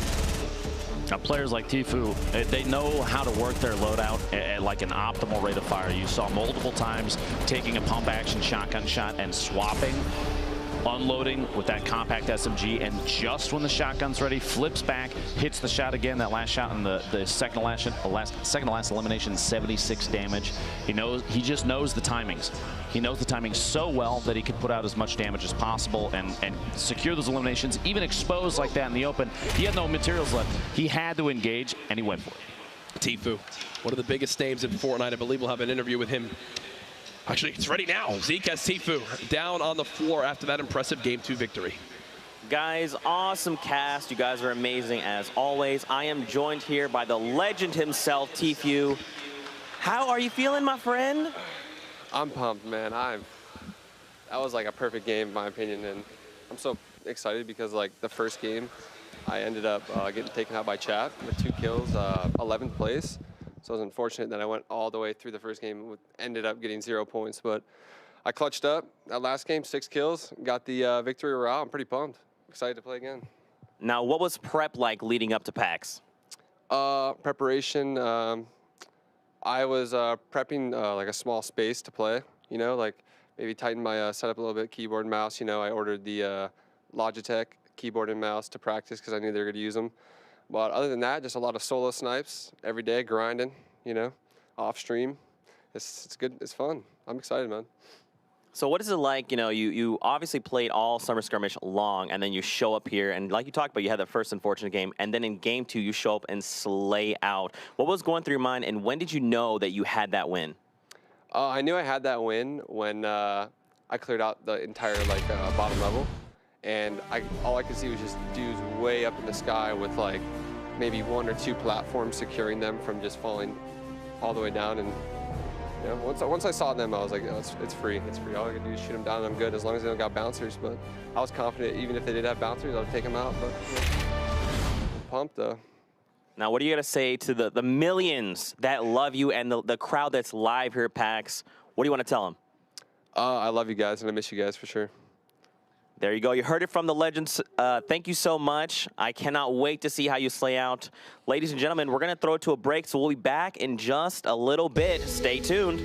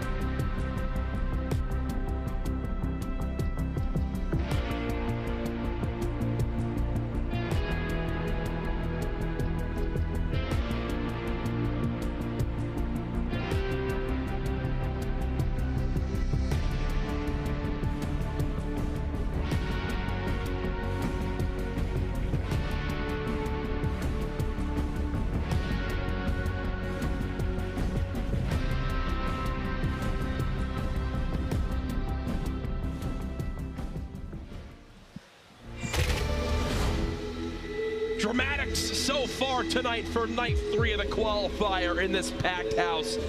Live, and the action has not disappointed so far. Tenpo, Chap, Nick Merckx, and Tfue all showing up big as many people expected. It's been incredible to see every name we've expected for this evening to play extremely well, and they're not the only ones either. A number of players last game had 3+ eliminations, which 1 point is enough to push you into Monday. Yep.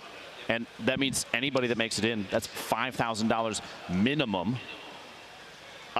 I just want more gameplay, Courage. I just want more gameplay. I've never been more excited. We got to see a restack up before we get into game number 3. Where are we at in these standings? Let's see. That rhymed. Okay. I'm pretty happy with that. But Tenpo, first place spot still, but Tfue, his teammate, right behind him. Liquid Chap right there as well. Nick Merckx in that 7th spot, too. Pretty nuts. Now, I want you to look at place 6 right now. What do you see there, Courage? That's 0 eliminations, and he picked up another point, another top 10 finish. The man set himself through to Monday without getting an elim. He hasn't eliminated a single person. He's just here to be friends. Now, everybody that is in the top 33 here at the end of game 4 makes it to Monday, and we have, oh man, we have so much left. So much left. Remember, top 33 qualify. So far, only 31 players even have points, which is pretty nuts. So it could be an elim tiebreaker tonight. Who knows? Either way, game number 3 about to be underway. See players dancing in the lobby as they all get prepared. Everyone in the room ready to go. You saw, actually, we saw yesterday. Do you remember the chain of players doing the worm along the line? Impressive. Makes you wonder the shenanigans, man. But as far as shenanigans go, I think those are going to cut because it's time, Courage, to get into the next game. I'm ready. Are you ready? I'm ready. Is this crowd ready, folks? Make some noise. Here we go. Players dropping out of the battle bus to south, an almost top, bottom to top trajectory for the bus. Players jumping out very early. You see already floating over the water, trying to get as low as possible. We've got people spreading across to Paradise Palms.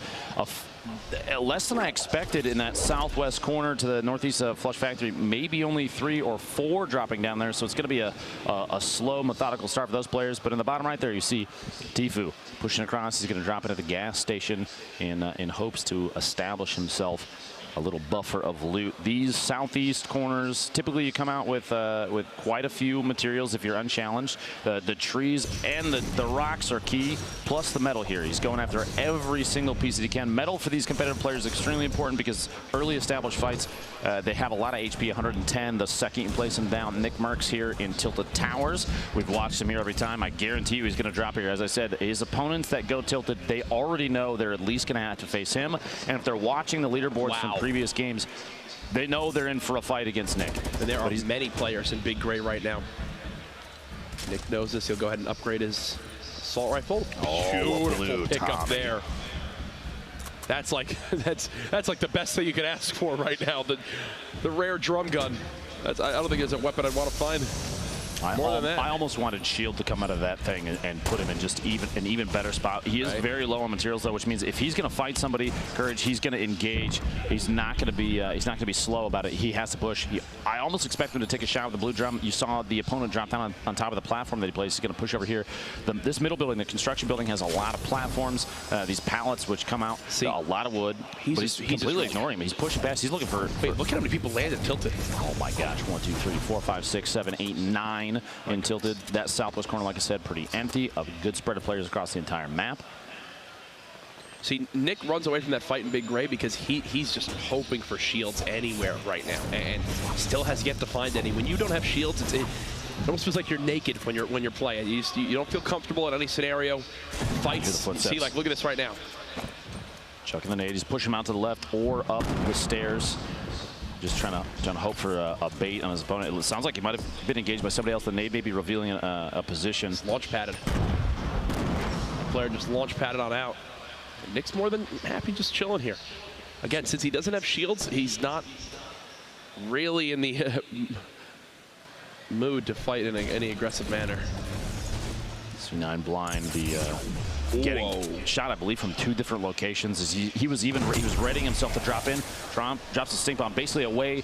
He's zoning out his opponent in an attempt to back out of the engagement. He already got hit from 2 different locations. I mean, a ton of players know exactly where he is. Now is not the time for him to engage. He doesn't even have healing. He's got the campfire, but he's got to build to put that down, which means it's not something he can just use on the fly and hide behind. It's going to show up to opponents that see the structure being built. They'll look for the color of the wood platforms, and they'll find them. There's Astonish. Hit the shot. There it is. Joshua going down a Lazy Lynx, and Astonish got to feel good about that one. Set to destroy a team that has been around for quite a while. A number of players here. JP2 from LG yet again. We had our eyes on him last match. He's, as we've seen, knocking out a ton of the furniture, trying to get every single bit of material that he can for building. Just defensive building is one of the biggest things. Knowing just when to put any layer between you and your opponent can stop a single shot, and that can mean the difference between making it out alive or even getting an elimination and getting eliminated yourself. Kayun, the last round took out Chap, one of the players we've been keeping our eyes on, and Kayun's trying to get the spotlight on him himself. Definitely deserved, because he's been putting on a good show every game so far. Farming up some materials, 547 wood already. Back over to Nick Merckx, who's found a slurp juice, it appears. The 75 shield. He's at 570 plus a lot wood of wood. That building courage, all those pallets, man. Yep. Yeah, you have so much material you're literally standing on top of. And that much wood, that's enough to push anybody aggressively, which is exactly what Nick might try and do here. Using the building already, that's established, but he's going to get up on top of his opponent. His opponent goes for the edit and misses it and pays the price. Nick Merckx getting himself his first elimination on Erico, who he only got the corner of that platform edited out. Was trying to drop in and escape, and it couldn't land it. This was over in Risky Reels. Was that a hand cannon hit? I believe it was. Are you kidding me? Double hand cannon connects right there to get that elim. Talk about making some plays with style. Here's Kyle, can't get that engagement to go in his favor. That's Emad with a second elim already this game over at Snobby Shores. Looking pretty good on his healing, single mini, and those slurps are the value of those so good. But the whoa, Sloss. He shakes his head like, okay, I'll give you that one. Beautiful play with the impulse, and I love that. A lot of times you see players just leave impulses behind. When you don't have many things in your inventory, sure, pick it up. But the last thing he's expected is an impulse ready to fly on in. Uh-oh, third party now involved. Yeah, he was going for the push, but shots coming out from the side. Another controller player that we've watched a number of days now. He's trying to track both opponents. Fear of a pinch right here, Courage. What would you do in a situation like this? You know, players he's got on both a rip sides. to go, so it's not like he's in super panic mode. Right now, just trying to see exactly if he gets some free damage onto Rio. Rio has 200 health, now down to, 169. Grab that drum, that nade. The defensive build. He saw the nade come in, the ramps, kind of to build a layer underneath him that he can elevate himself with and protect from the explosive damage. Now C4 says, I can do that too, gets the shot and drops in. Rio's trying to push for the elimination on Deathster. Gets the shots and the drum gun. That blue drum is so powerful up close. That's Rio's first elim, and look at Sloths. Moving, well, like a sloth. Doesn't just kind of yeet on in there, just waits, waiting, looking, seeing what he can do. And there's the rip to go, getting on out. There he goes. Is Sloth going to use that himself? We'll have to see. He does. He does, as we hear him go ahead and takes that to safety. Look at the impulse. Spreading his wings, getting the elimination on Emil Marsha is it's an impulse win right like there. You said, you don't see a lot of players use the impulse nades, and I believe that's when Deathster pushed in, maybe heard the impulse go off and say, okay, this guy is using something we don't typically see in competitive games. Blind pushing in, trying to get underneath his opponent, and does a great pistol. Are you kidding me? Are you kidding me? Just as lethal as everything else in this man's hand. Blind, showing exactly why people should have his eyes on him. And right there. When you don't have things to replace the weapon with, that's why you pick up everything you run over, right? Because there he swaps to a gray pistol to get an elim in one of the most stacked lobbies you can have. Every little bit helps, and right there, Blind shows it off perfectly. The entire play out of Emad's elimination on Kyle there. Now Nick Merckx still in Tilted Towers. I'm not surprised, but there's a reason he's staying here. He basically has the layout memorized. He's Ecstatic and Lavish both moving around, still in there, and there is a third party on the hill up top to the south, just kind of waiting and watching. They're still in the safe zone, and Nick doesn't even have to leave yet. He can stay here for yet another circle. I'm going to tell you something. Nick has no intentions of ever leaving. Absolutely not. Imagine if he gets kinged here. If Tilted is still in the zone, he's not going to leave that building. It sadly is not. He's going to have to move southeast in a second. Now Tempo, we've watched those clingers. Going to drop the structure out from underneath his opponent. Looks like he did build a step away, and the triangle blocks Tempo from the push up top. A good defensive build from Emad. Even though he lost the high ground, Emad still saved himself a little bit. Now Tempo editing himself back down. He's trying to follow his opponent. Emad is trying to build up, and Tempo almost thought he was going to take some fall damage there. Catches himself inside the tree on the way down, and Emad falling down. Both of these players, looks like a third party is engaging. Emad's trying to track Tempo, who flies away. Says, I don't want to do this. I know somebody else is shooting. It's time to get out of here. The bounce pad coming in pretty clutch. And there's that third party that Tempo was tracking. Emad might have to deal with the situation now because when the structure came down, the bounce pad disappeared. And there's no get out of jail free card anymore. Emad might have to engage this, especially because there's just over 60 seconds before the zone is going to move. He does have 2 eliminations, which means if he gets Tempo right here, that is a point. Aggressive push, 140 from the shotgun, and gets Tempo. Emad, 3 eliminations, gets himself a point. You can't ask for much more from a tac shotgun right there. And the chug, the GG emote. Oh my gosh. Wow, just deciding to add some flair to that one, Barnologist. Oh, the body shot. Oh, wow, Muffins goes down quick. 110 damage with that purple bolt, showing just how good it is to carry those power weapons. Barnologist in the feed, who we were just watching, actually goes down to Chris, and right now only 3 players, Emad, Tylers, and Dester, have 3 eliminations or more. They're all at 3 right now. That's 1 point apiece. Everybody else is at 2 or less, and Dester, actually one of those players, is already eliminated. 1 point though, he should still feel really good about that because that could get him into Monday. There's basically only one way Jair loses this fight, and it's if this hunting rifle can hit a ridiculous shot. His opponent here is, you know, his opponent is so weak. So basically Jair is in a brilliant spot to win this. Just can't let his opponent hit that hunting rifle shot. Just barely canning up the bounce pad to push away. The bounce actually pushes him out. He might go for the shot here on the fly. His opponent might potentially want to push up. He only has 2 air bullets. That's why he can't. That's why he can't spray with the assault rifle. He's just waiting. He has enough HP here. He can wait. You can see his opponent actually fell all the way down. No fall damage from that. He caught himself with the build. He's going to push down, try and get this elimination before the storm takes out. This is for a point. You got to push to get this. Oh, no way! Oh, no way! A terrible choke in Wheels, then dies to the storm. That was his 3rd elimination. That's a point for Wheels. Both of them going for a 3rd elim. Terrible, terrible end there. Here's how Nick Merckx goes down a beam from Ecstatic. My goodness, that's a 1 point difference there. That could be the difference between playing in this grand final tomorrow and not qualifying. Multiple bounce pads here. Ecstatic looking to get back in as fast again. He still has to move. The zone here at this point, relatively slow. He's on the inside of it now, so he shouldn't be too worried. But if somebody catches him while he's rotating, he doesn't know based on what you see in the top left. But he's safe here. He doesn't have to reinforce these builds, so potentially losing materials, but that's a safety play. He wanted to get up top. He didn't want his structure to get knocked down while he was trying to build up. And now he does have to move, but he might be looking for another elimination. He's looking for this 3rd elim. That's how he's playing this right now. He's going for the point. Intelligent play here, to be quite honest with you. And he knowing that there's no shield on that opponent, you're going to see an aggressive push here. He does have a drum gun. You're going to see that thing come out in a second. The blue tack's going to be utilized up close. Here we go. Risking it all. Going for it all. Can he get the elim? Yes, he does. Kev goes down. That's a point for Ecstatic. We actually could hear some people cheering here at PAX West.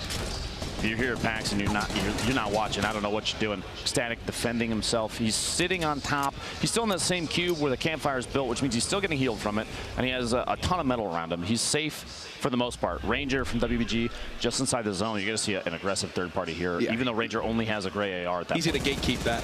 He's going to wait there and make sure it is not an easy run for him to push on in towards that zone. Ecstatic still has his hands full there. Over towards Salty Springs. Grandma's house, as many people call it. Octagon. Saka just staying alive for the moment. Here's Kayun again, low HP. Doesn't matter for him as he just gets that headshot again. The heavy shotgun showing its strength there.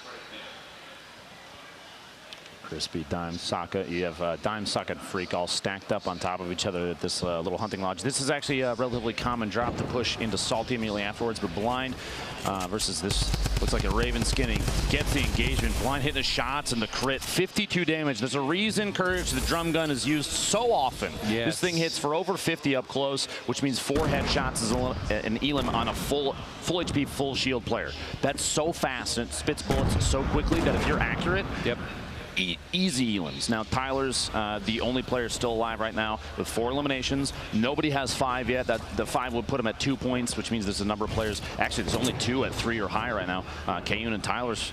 Everybody else you saw there on the board at 2. And oh no! That's a big oops. Lining the guided up.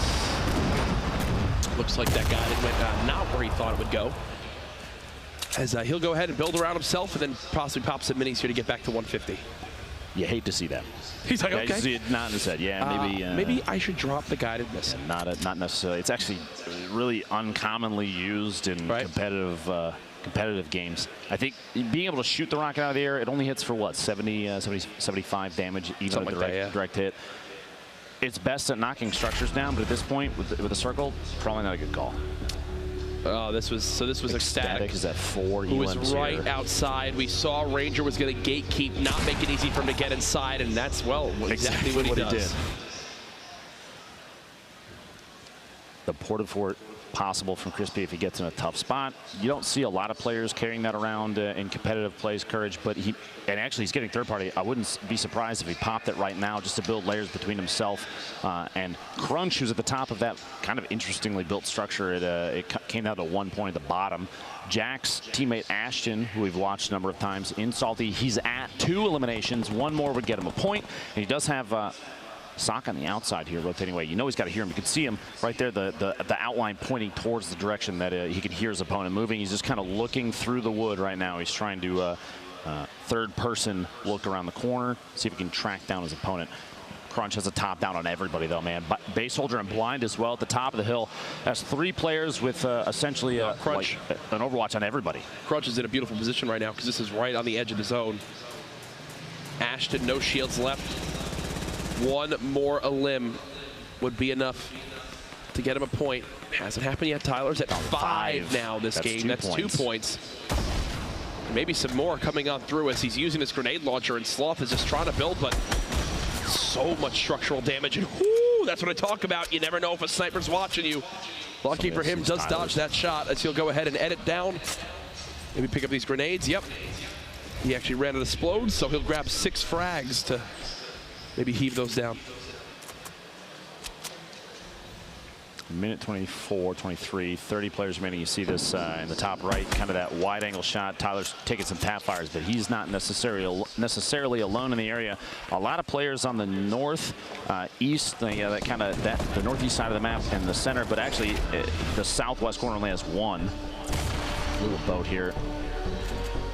We've seen Energy General put up some excellent plays in the past, but gets caught off guard. Little boat drops just down in 74 damage from the attack, and that's all she wrote. Now, as I was saying, the southwest edges of this map right now are pretty much empty. A lot of the players are built on the edges of the hill where there's a house at the top. It's going to get dense here in a second. Tyler's just hanging out. Sees 1 player pushing forward. First shot accuracy. That's a 25 tag. So get for now. But any bit of damage you can do to chip away from your opponents always helps. So bounce pad on over. It's time to make a move, it appears. As he'll drop on down. No rifts spawned over there.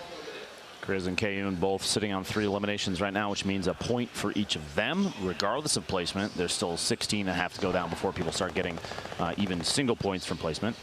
Sokka getting Kriz, who I literally just talked about how he got a point. Now he's eliminated from the game. Still a good game, still coming away with just 1 point. Look at this. Gets the shot on Ranger. We saw gatekeeping earlier, but then dives the trap. It's the most happy I've ever seen someone after getting trapped, and it's because that was his 3rd elim right there to earn him the point. So he'll take it. Crunch. Oh, this storm is chunking him 15, right now. 10, he's done for. 5. He knows it. There he goes. Those late game storms. It's hitting for 5 right now. Next will hit for 7 and then 10. Hysteria. False victim there. Hysteria. Hysteria versus Lobo building on top of each other. A third party getting taps. That, again, the top of the hill, those towers, they see you. They're taking shots. Jalkai's actually built in inside with them. You see him running around underneath. There's 3 parties here, and they might not even realize excuse me, Crispy coming in saying, I'm here too, don't forget. If Hysteria plays this part well, he could easily get his 3rd elim, maybe a 4th and 5th. He's got by far the most HP. He's got the tools to do this. This is Hysteria's moment to possibly qualify. 3rd night in a row of competing in this late night qualifier and hopes to make it to Monday. Now Hysteria could hear the shotgun reload from his opponent. You hear the zone. shells going in. Wow. He got the zone too. He doesn't have to move. He's got a window there. He's going to kind of peek around, see what he can spot. He knows his opponent just reloaded his shotty, so it's full there. Chap goes down in the feed to Tyler's, who've been watching. That's Tyler's 6th elimination. Jalkai's gets a little boat, who one of the other players that was in there. Crispy's still in there. Jalkai's is still in there. There's so many players stacked around Hysteria right now. And here's Minis being popped. I think Hysteria's thinking, okay, maybe this guy's a little bit weak. Maybe I can make a move happen. I've got near 200 HP. Hysteria peeking. Shotgun doesn't hit quite yet. Challenging the corner. He's caught in the tree. It's a heavy shot from both. Remember, Hysteria has no healing. I'm surprised he's not following this up. He's waiting. I thought he was going to go for that. Instead, I'm wondering if his opponent has minis to use.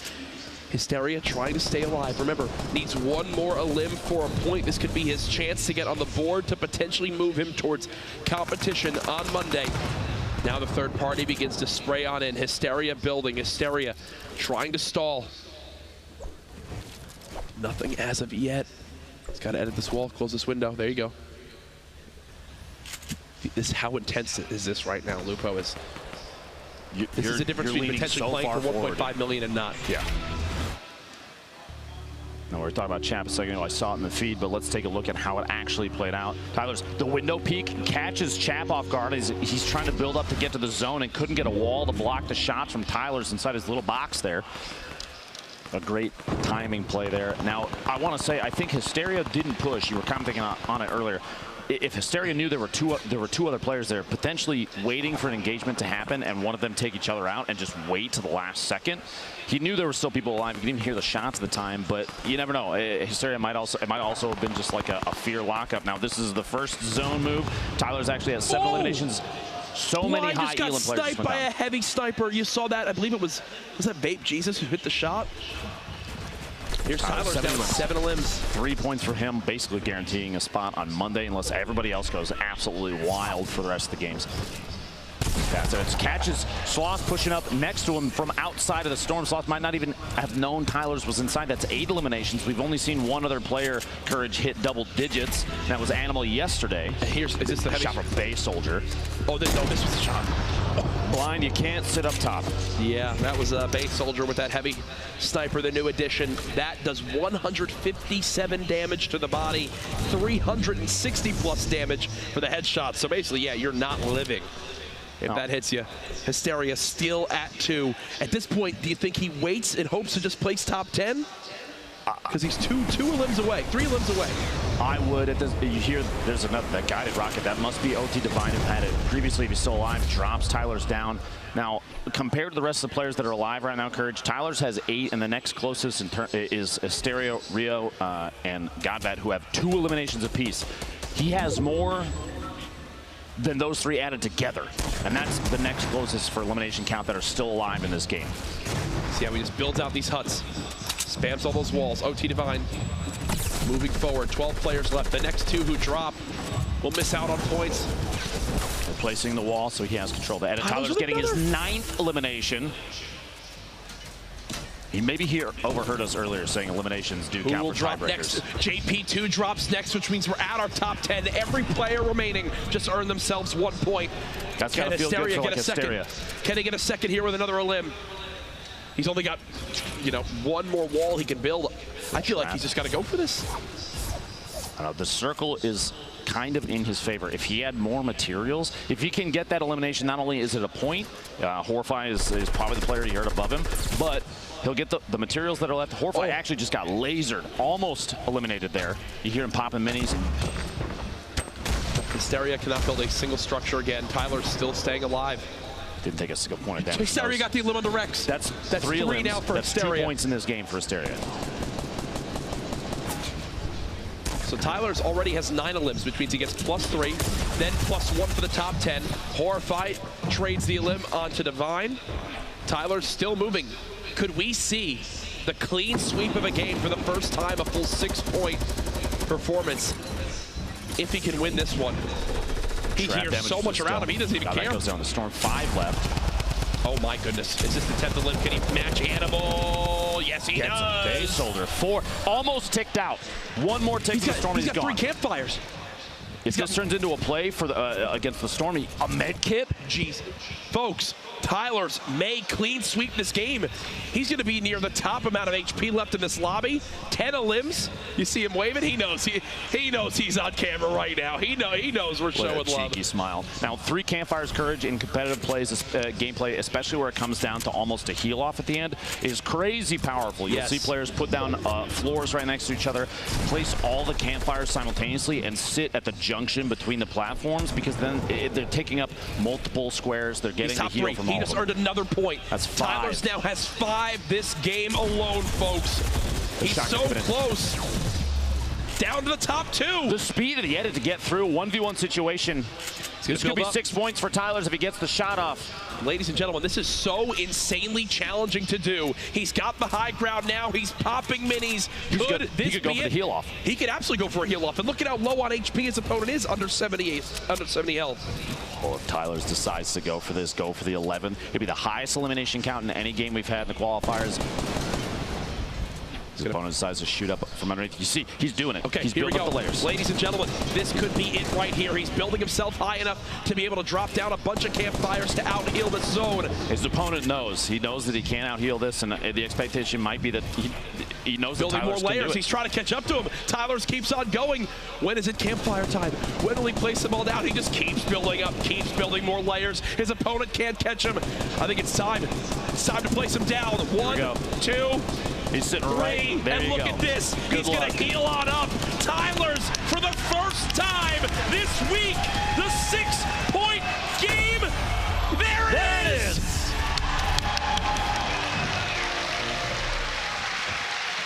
Hands down, the best performance we've seen in a game thus far, throughout every heat, throughout every qualifier, and that smile sums it up perfectly. The 6-point performance, absolutely insane stuff. Jack, I gotta say, day 3 has proven itself to be the craziest thus far. Absolutely. And we're not even done yet. We're not. We have one more game tonight. That was like Tyler saw Tifu's crazy end. It was like, you know what? I'm going to one-up you right here. 1 second. I'm going to one-up you right here, my friend. Brilliantly played, getting those levels, making sure it's not easy to shoot him down. Drops all those campfires. 3 campfires? We haven't seen anybody else with that many campfires thus far, Nope. and you can see why that many campfires pays off. Yep. Players in competitive matches know that sometimes it's going to come down to a heal off. He was building layers between himself and the opponent underneath, knowing full well that as soon as that person underneath him is shooting, that's a signal to him. Yep. That guy cannot out heal the Storm, and he's afraid that I can. So I'm going to build up. I'm going to put a buffer between myself and him. I'm going to put these campfires down. I'm going to outplay the Storm. GG. We've got replays to look at, as always. First comes from Bartonologist, a very talented solo showdown player from online. This was early on at the racetrack just outside Paradise. You see a little peaks with this pump. There it is. To clean up knives.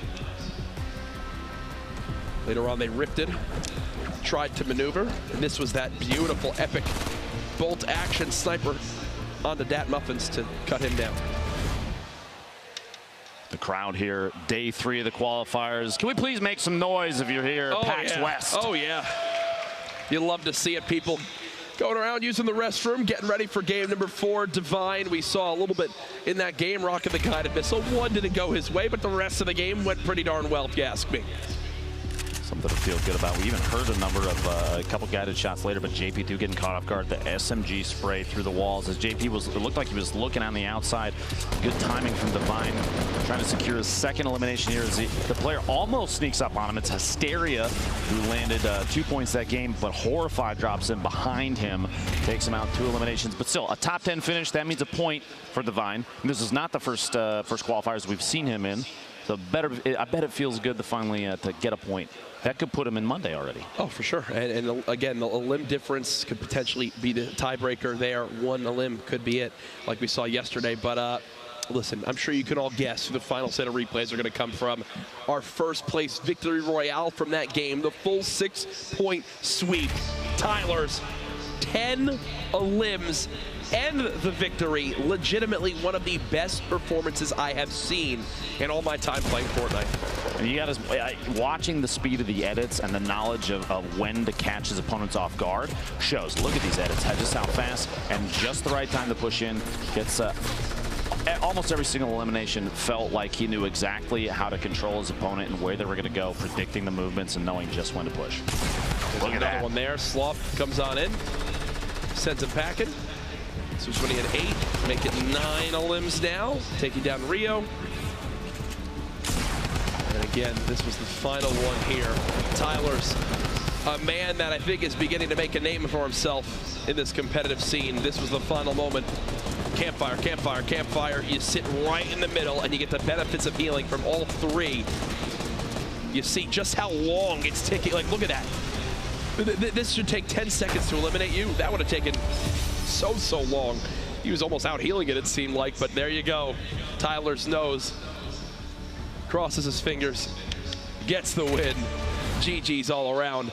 And the best part is, since we're live here at PAX West, can immediately catch up with him for a brief interview. I believe Zeke has him over at the venue.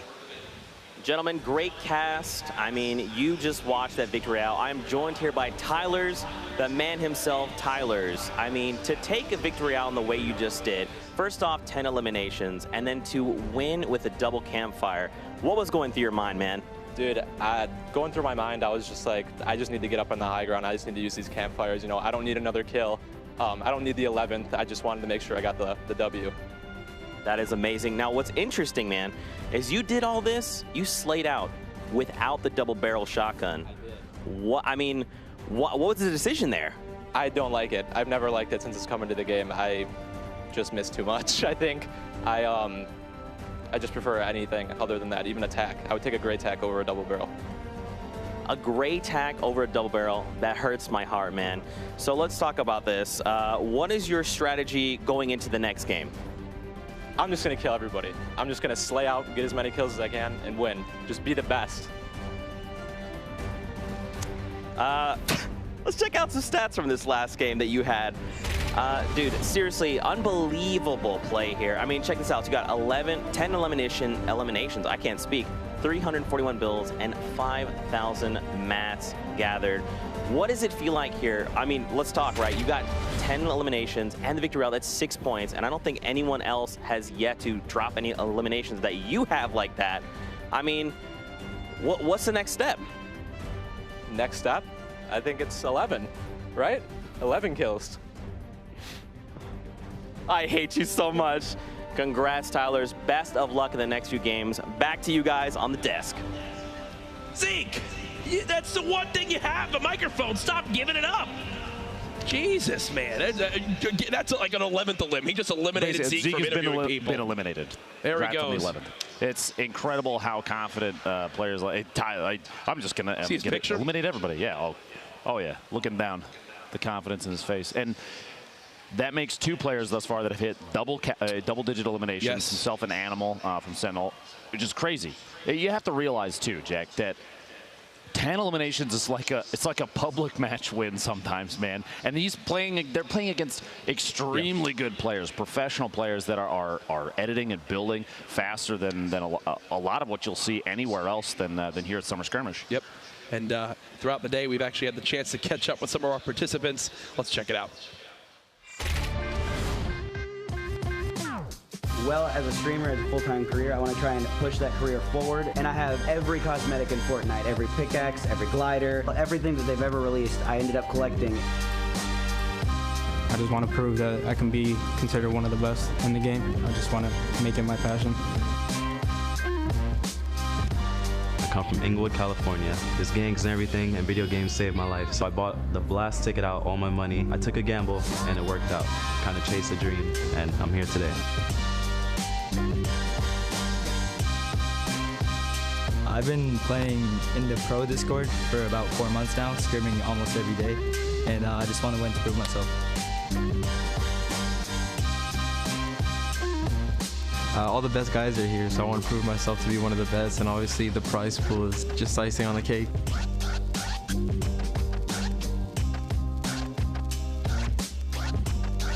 I feel like I could just lay back, watch everyone kill each other, and then snipe them from the back.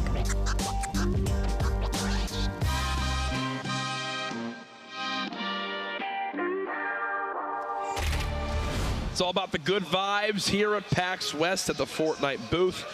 Summer Skirmish, day 3 of the qualifiers. We have one more game left, and we will know every single player participating tomorrow for the $1.5 million on the final day of competition for the last 8 weeks of the Summer Skirmish. Jack, I'm setting alarms, man. Anybody you know, tell them 11 o'clock a.m. tomorrow Pacific. That's the time. Be here, especially if you're here at PAX West. Do not miss the event tomorrow because we have a crazy amount of gameplay coming from all these players. Are putting on such a show. And one of the things I noticed in there, it's not just a small collection of players. We have people from all over the world here to play across the ocean and back. It's incredible. Now, Jack, this is it. It's all come down to this. 8 weeks of competition. Millions and millions of dollars of prizes up to this point. Players traveling from across the world. One final game to find out who our 100 players are for tomorrow's $1.5 million final. Game 4 coming in, a northwest to southeast bus approach. And already at the top, you have people dropping over the water. You're going to have, looks like Junk Junction might be a little busier than usual. I would expect players to stretch Wailing Woods, Risky Reels, Flush and Greasy probably pretty often in a situation like this, especially competitive players. They know that targeting the outside zone is important. But Tyler's, if he's looking to put a record elimination count up this game, going for 11 or more, he's got to jump into the heat, and I think that's exactly the plan. Going to Salty smack dab almost in the center of the map, looking to see if he can pick up a couple early eliminations. Going to hit the tree house, it looks like. 3 chests possible. No, he flies past, going to the house at the end of the street there. This is my this is actually my exact skin loadout. Number 2 pencil. Like he bypassed a weapon, gets the pump action shotgun and an LMG instead, which is an excellent loadout up close against whoever's in the roof above him. And now it's kind of the time to choose when to engage. Whoever's up there, you better look out. Oh, he's great. He's got minis. He's going to fight this right away. He's going to fight this right away. Tyler's not only took the microphone twice from Zeke, but also promised 11 elims this game. So we'll see if he's a man of his word. Frankie has moved towards that middle treehouse, and I believe the player who landed on Tyler is actually built up and out towards a cyber tower, trying to avoid that engagement. Ashton getting engagement over here at the hotel. Got to hit those shots. 1 left, and he couldn't secure it. Rogue's Double O Flower gets his first elimination. Only 14 HP left. Did he have 200 health already? It looks like he might have. Right. And actually, earlier already this evening, Flower had secured 4 elims in a single game, which it means he's got 1 point and 5 elims minimum for the night. That can put him into Monday, even if he doesn't get another point, Jack. We've seen people make it in with 1 elimination, or sorry, 6 eliminations and 1 point. Tempo and Tilted, which is surprising. Tempo knows that players like Nick Merckx gets the shotgun shot from, looks like down the stairs. It's Crypto from above, actually, pushing in now. Maybe here's the shield. The mini popping, and then Tempo's going to try and layer up against these early game materials. Super important. Even though he doesn't have a lot of them, he's got to position them. Like Crypto for the shot there. Tempo, this is like mid-fight harvesting materials, knowing that every piece that he has counts. Yep. Every layer is stopping a shot from that shotgun.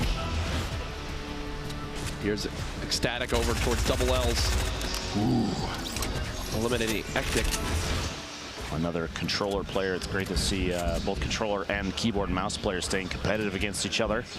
Putting on a good show here in Tilted Towers. Tempo trying to he's still on the hunt. Still looking for this. And he's not the only one here. It's not a 1v1 anymore. Nope. Lavish and Crypto are here against Tempo.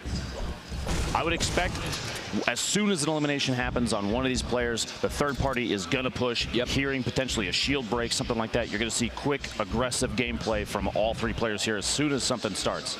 So you see Tempo's like looking towards his back, even though there's players near him. He's looking to see if maybe someone from Big Gray is going to begin to shoot down on him or something along those lines. He's got to be wary of that. Nice little loadout here for DT. We'll be able to loot as well this campfire, hunting rifle. Another gold compact SMG, the legendary compact SMG right there. Shivs in the feed, went out with a bang, looks like a self-elimination. Hysteria takes out Steph Ryu, who we've watched a number of times over the course of the last few days, but here we go, Tempo. Layering up, he looks like he owns a number of surfaces in the stairwell. Players will take advantage of that. Fourth like party Tempo. now. Everybody, there's a party going on here, and everybody wants a piece of these elims. These early ones count big time, especially if it's could potentially be a player's first point. Well, there goes half of double L's. Editing his way in. Tempo sees. I almost expected a shotgun shot trying to snipe an elimination there. Marsh in the feed taking a little boat out. Stick the Jenner getting elimination on Bumboy while these players are still untilted. The C4 almost. There it is. Tempo at 5 HP, and the shot from Ryan Rex gets Tempo eliminated. I think Tempo's still got to be proud of his performance tonight, though, especially from earlier on. Sheesh, that's an awkward spot for Godvat as King BO2 just beams him there with that little health. But then, unfortunately for King BO2, you see, I think that was Blind pushing blind on it, right? Back here, Senrio back in Pleasant Park. Going for the revolver shot. Misses it, but doesn't even matter. Gets elimination on GS Logan. This is first for the game. Joker Untamed, who we saw earlier in the little player preview there, gets a lucky horseshoe here. Southwest, this is that pair of double buildings southwest of retail. That's 2 elims for him. 1 elimination gives him a point. 1 more there. Posey says, I heard the fight. I'm on my way in, and this is a perfect example of third partying. The sound cues, people will hear it, and actually maybe not. He was still smacking materials on the way in. Joker and Tame might have caught him off guard. He's going for this, and he has no idea just how much health Posey has. Posey's. Oh, the third party, the snipe, 162 meter. Wow. I'm assuming that is our furthest elimination of this game so far. And there's a look at it there. Just how far away that snipe was. Yes, it was the furthest elimination at 163 meters. My goodness, folks. Now the storm's starting to shrink. Currently, it's an interesting stat. It is 1,600 meters wide right now. And here, Crypto getting lavish. These players have been fighting it out here for quite a while. And Ecstatic still alive as well. 1v1 here. You got to look out for a peek around the corner. People will third person and use the camera angle to watch for pushes, watch for a time to pop out. I think he place the campfire inside. He's going to move inside and kind of wall it off so that he can take advantage of it. Crypto's above it. He's got to hear it. Yeah. I mean, Crypto knows exactly where Ecstatic is, and potentially choosing when to push is going to be much easier now. The angle at which he can come from, because he knows Crypto might be right here. Oh. Almost expected it to peek that shot and catch Ecstatic off guard. Crypto's actually, he's looping around the outside. You know they're listening to each other the entire time. The trap going down through to protect. Crypto actually in the feed there gets Ecstatic with the pistol, the fight we were just watching. But over here, the west side, the factory is by Lonely Lodge. The Kiski building on up, dropping down, has a ton of materials, but not much ammo to use. This is one of those fights where the currency you're looking for is extra ammo for your next engagements. Continuing to break on it, gets control of the pyramid, but I don't think anyone's even in that 1x1 anymore. Yeah, that guy's been long gone. He moved to the build just behind him, and he's actually just going to give this one up. Will Sloth shoot him in the back now? I almost expected it, potentially hearing the opponent moved out. Yeah, he just like leaves him. Sloth gets a couple taps. The gray SMG from distance doesn't really have anything. I mean, tab firing maybe with the AR is a better option here because the SMG is not nearly as accurate. First shot accuracy with an AR at that range is going to be superior, but he was just looking to spray a bit to see if he could get any damage on him. Maybe even a method of shield checking, see if his opponent is weak enough that under 100, there it is. Turns around as Nikiski dropping down, but the third party coming in. The shots from the hill on Tilted, which is exactly what Nikiski was looking at pushing towards. Nikiski, Divine's teammate, eliminated there, and Sloss has 2 elims. This was King against Blind. Blind just drops on in, and 2 quick crits from that tack shotgun will send him home. Here's Tyler's from last game, promised 11 elims in that interview. Still at 0, but still, it doesn't matter for him. He had the perfect performance in game 3.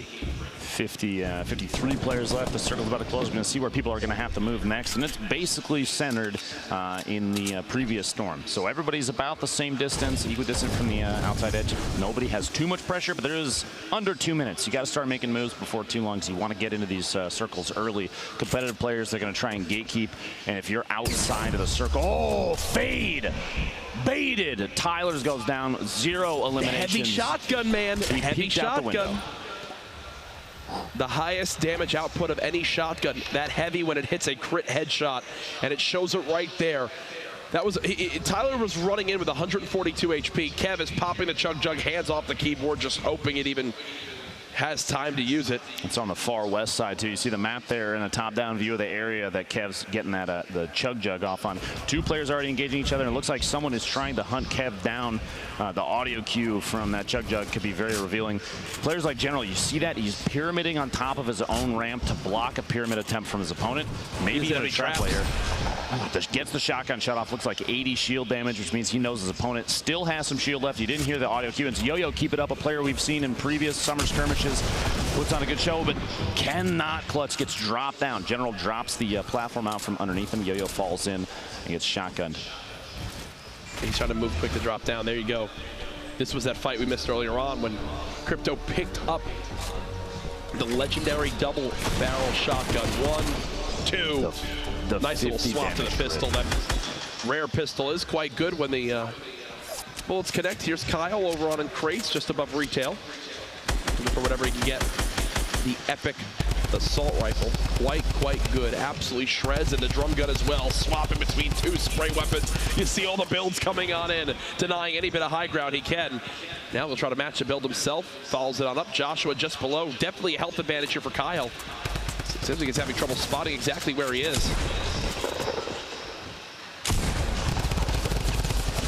Oh, you hate to see that if you're Kyle. There he goes, Joshua with the elim, his first of the game. Now you see the board here, 6 players currently with 3+ eliminations. Actually just went up 7. DT, Sakairos, and Marsha, the only ones still alive though. So you've got 4 players that have earned themselves a single point, plus those elims, which can mean all the difference for tiebreakers.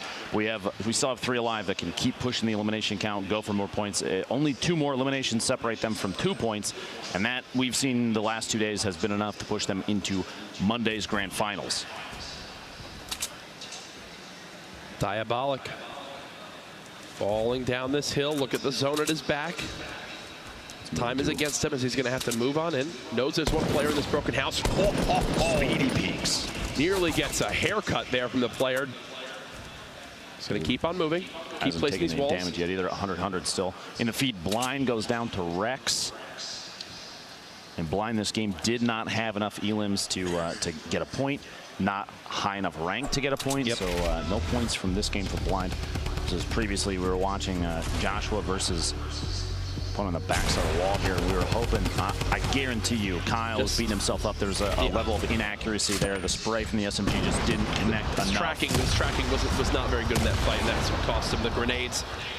Sakairos trying to outbuild it, trying to stay alive. Not many mats left to his name. 3 limbs so far, so 1 point earned, but now he's getting shot from multiple areas, down to 5 HP. I think the end is near here, Lupo. If he clutches this, no. He almost used the rip to go. Oh my gosh. Opted not to because the shot stopped. He's going to get bandages off. Nope, he heard more shots come in. A layer got knocked out, and that's a good call. I'm actually extremely impressed at the hesitation on using the rip to go because he was trying to hold on to that. It's such a powerful item to have late game. You can reset an engagement that you are at a big disadvantage in by just getting up on top of everybody. But he has to take advantage, box himself in, and I'm going to be honest with you, this is an extremely obvious location. Those walls don't belong. I mean, they don't belong to the... what gives it away? Exactly. That they're building, that they're not obviously the same structure. There's a lot that's not good for him right now. If somebody watched him move in there, they're going to take shots. Yeah. I don't feel like very often you'd see a player box themselves in something like that because it's very telltale. Look at everyone outside this next zone. There's going to be a lot of people coming in. Everybody that's inside the current zone down there in the south. I wouldn't be surprised if I saw maybe one of those players, the 4, the top side, move north and try and build up, or even that northwest, whoever that is in the northwest, start gatekeeping. You're going to have a lot of people coming in, definitely from Salty. It's a very popular spot. Plus, everybody from the west side of the map, they had to push across the river. They're going to have taken each other out.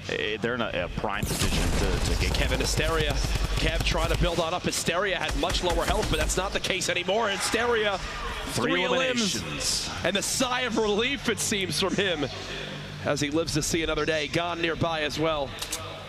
Kyle looking to push his engagement. I think he thinks Hysteria is very weak, but little does he know, Hysteria was basically gifted a med kit. He's still got some shields left. I think that this is Hysteria's fight to take as well.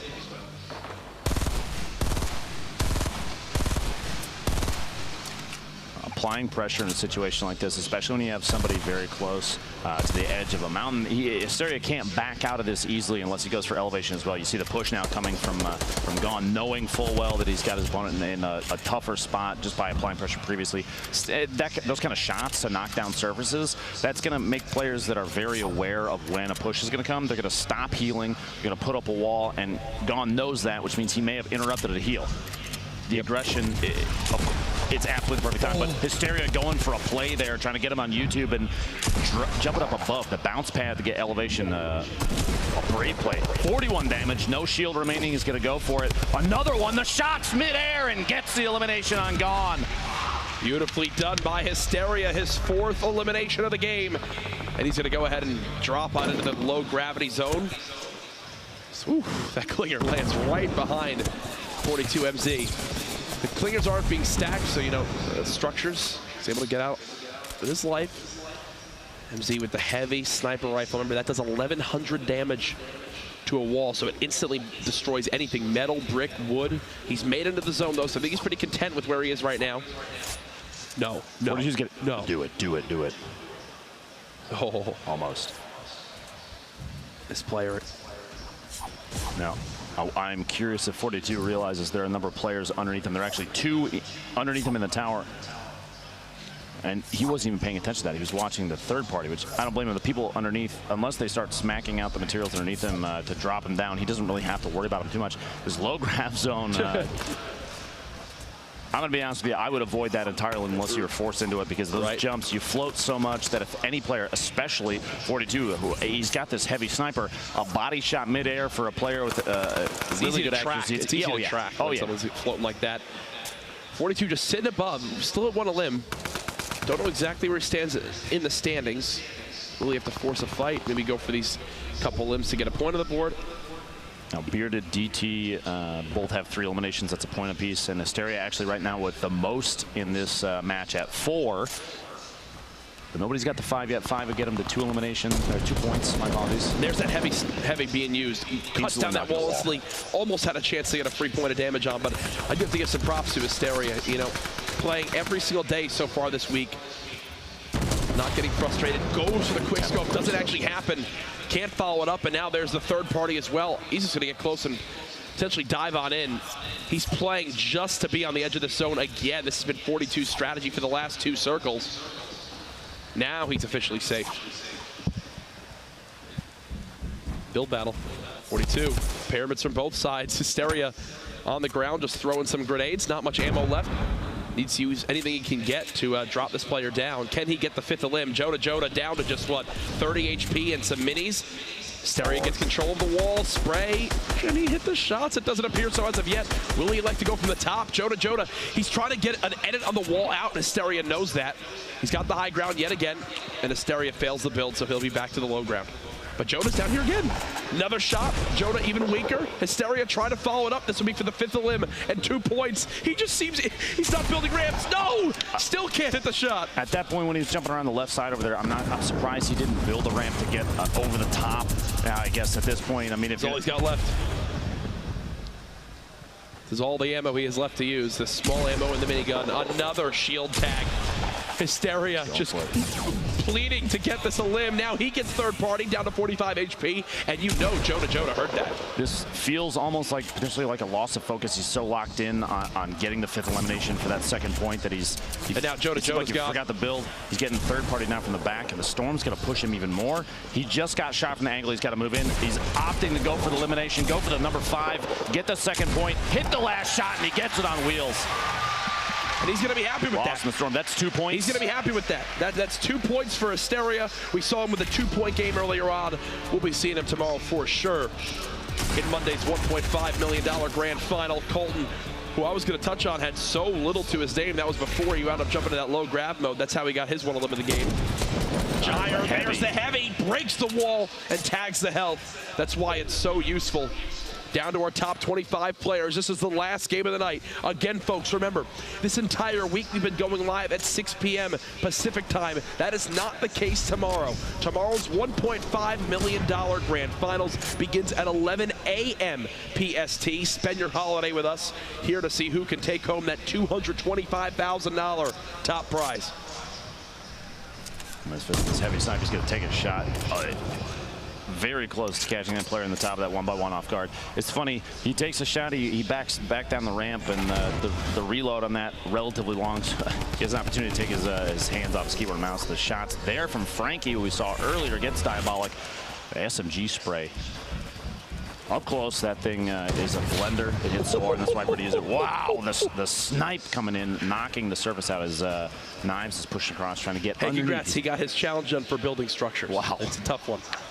Tough one for some of these players. There's knives building below. Jair just more than happy to peek with this heavy sniper, looking to see if he can catch him off guard like the player on the edge of the zone. Nothing as of yet. He's got all the ammo in the world to just chill up here. His loadout is actually absolutely ridiculous. Oh, it's brilliant. He has a ton of materials right now. He has 2 full shields. He's sitting at 190 total HP. And actually, if you see the keybinds, you see their spell Lupo. Did you catch that? No, I didn't. Not even kidding. Roll it back. Check out the clip. He's earned himself a new fan from you, but it's been 1 minute and 30 seconds from the last limb. I believe we just had one. So yes, there it is. Loop. Oh, whoa. The build keybinds. the extra, but that's actually really funny.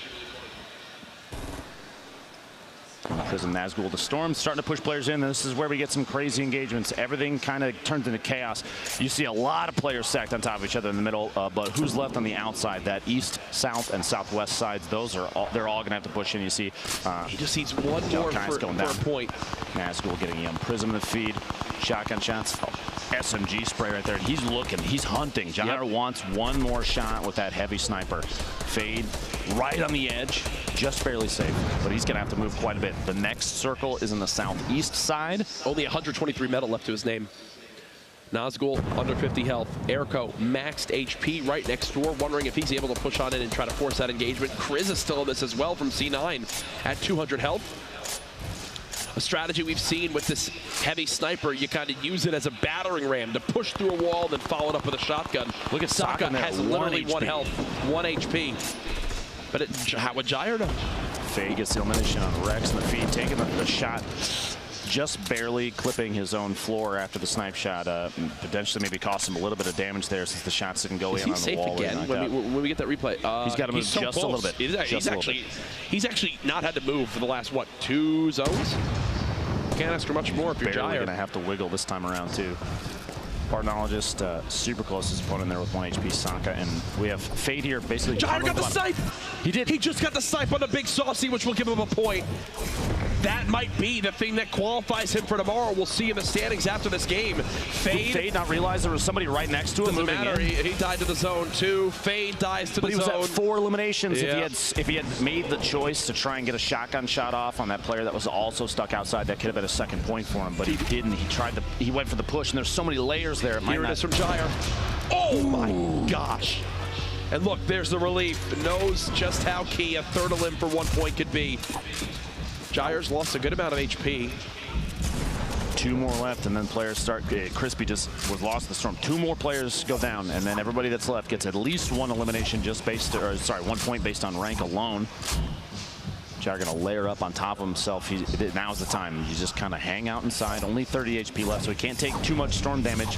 The storm doesn't affect shields. Players, these guys, they're so on top of that he knows he's got to start moving early. He knows he can't spend too much time in the storm. He can't move too early, though.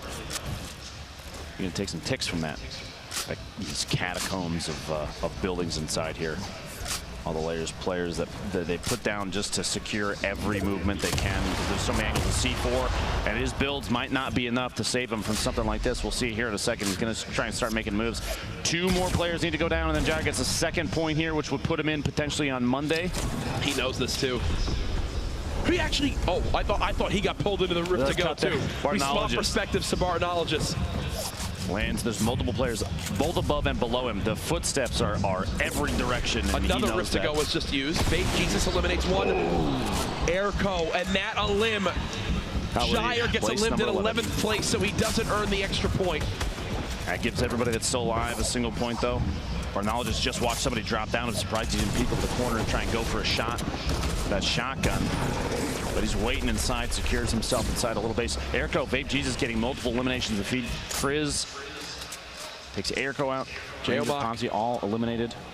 Geomox had a quiet day so far, but this is his opportunity. A victory royale, 2 more limbs. Either of this could really just fly him up these leaderboards to join Tempo and Tifu, who we're expecting to see tomorrow. Barnologist with his second elim of the game. 5 players left. It all comes down to this for some of these players. The launch pad to re-secure the high ground. Barnologist starts to play the low ground now as well. Looks like that's Tempo Vape Jesus who's dropping down. 3 players left. Barnologist with another elim to knock out JP2 from LG. This gives Vape Jesus 3 points based on being 3rd place and having 3 Same elims. with Barnologist. Excellent games for both of them. Barnologist gets the drop in and the trap for the elim. The last 1v1. That trap might come in big depending on the angle. Oh! Goes up. Jamok dodges it. Trying to peek up over the top. This corner right here could be it. He's got to watch this trap on the other side of the wall. Drops on down. The quick tag. Shotgun in hand. Him around the corner. Jamok with the victory. You were literally just saying a quiet day up until right now. He needed that right there. Yeah. He needed that right there, and he knows it. The sigh of relief. He knows that might have been all the difference. Dodges the trap twice and gets the final limb for the victory royale. Down to the wire. I have to ask someone from this crowd, for all the action we've seen, for all our competitors up to this point, can we give a round of applause for everyone this week? Absolutely. People traveling from across the world in hopes of qualifying for tomorrow's $1.5 million grand final. We will know soon. Everyone who's qualified tonight will have our full look at all the participants. Again, that is 11 a.m. Pacific tomorrow, but Lupo, a great night 3. For me, the best night of the qualifiers so far. Watching tonight was just another reminder why you and I are behind the desk for this stuff, man, and not out there against these players. We saw some crazy games. Tyler's putting up 10 eliminations, and also Zeke's Mike that game. Tifu put on an excellent show as well. Yes. Everybody just... FaZe had a great night tonight. They did. Tifu, Tempo, and their Jamok as well. They won 3 of the games, didn't they? They did. And there's a reason that these guys are on the teams that they have. And a number of these big organizations, World's Best Gaming, Trouble Boys, FaZe, Cloud9, everybody, every team that's come here, there's a reason. You can tell why they're here, and I love to see it. Well, we've got replays to look at before we get to our final standings. First comes from a player from C9. It's Hysteria. This was him in his battle versus Kev. The great pump body shot and the follow-up with the spray. He had such a health disadvantage he was down basically 100 HP in that fight, able to clean it up. Then the bounce pad on a gun, and look at this. To follow it on up, it's a little bit awkward, doesn't panic. It's a couple tags right here. I believe the clip on that shot is kind of what determined. That's what gave him the confidence to go for that. Now's the time to push, to bounce up in the air. We haven't seen very many players go for a bounce pad play like that, and it's nice to see a player like Hysteria. And you know, this entire game had to feel redeeming for him because this is not the first or even the second qualifier that he played in. He had to play through multiple days to even get here, and finally establishing, saying, you know what, I was overthinking the previous days. Now it's the time to make a play. 5 elims for him on the day. Right there, the last second 5 HP and gets that one. That's 2 points. 2 points. Previous points from the rounds before means we'll see him on Monday. Exactly. Simple as that. Also, don't worry, we're calculating our final standings. We've got things on the way. Everyone stay tuned. We're going to have a live reveal, too, to the players that were here for exactly how it'll all break on out. But the nerves these players must be feeling right now. Wondering, did I make it in? Who will be the one that's one spot out? Who's going to be that unlucky egg there in the 34th spot? We've got more from Jair actually here. We saw him with that heavy sniper, stayed above that build for about 3 storm zones in a row. His patience paid off. Bang. Ooh. Snipe on Big Saucy. It's funny, previously in that match, Big Saucy was the one on top, that kind of plateau to the south of Retail Row, who hit the snipe shot on Joker Unleashed just before that, and it wasn't a snipe opportunity for him. That up-close shotgun play ended up costing him. Oh, you ready? No, I'm just nervous. They're still calculating. We're going to get to it. Don't worry, it's here, but again, this was the final night of qualifiers. We still have tomorrow to look forward to. We have a JL mock package as well to take a look at from his victory royale. Wasn't a high elim game, but you know what? When it counted most, he got, I believe, his second elim of that one. It was just enough, and the 3 points for the victory royale. You talk about all the different win conditions. That was an example of it right there. And that trap, if that hits him, that's 150. He only has 120 health. He dies there. Dodges it, doesn't pop back into it. And in the end, here's the final reaction. Knows how key that is. That's a career-changing moment for him. I'm nervous. Yeah? I want to see it. I want to know who's playing tomorrow. We're not even involved in it. My hands are sweaty, though, man. Tomorrow is going to be incredible. Yes. They have everybody that makes it through to Monday's grand finals wins a minimum of $5,000. But if you get first place, Courage, it's $225,000. Yes. $1.5 million total for all 100 places. That's insane. It's absolutely insane. No, it most certainly is. Now, there's so much stuff going on here at PAX. So many things to look forward to. I know tomorrow's the last day of the event, but for me, it's my first PAX. I've had a blast so far. Fortnite has only added to the experience, obviously. I'm sure you share the same sentiments. I had an opportunity to walk around the floor a little bit and take a look around. There's a lot of great stuff here, but I'm going to be honest with you, man. I kept coming back to this tent every single time because the gameplay here, it's been fantastic to see everybody put up a good show, put in the best effort they can, and for some players, this could be potentially life-changing almost. Yeah, no, most certainly. Now, we will have our final standings very, very soon. It has a little bit of a tease and lead into it. We actually had our very own Zeke with a Der Burger food review, something I know many of you at home are wondering what Zeke thought of his burger he had earlier.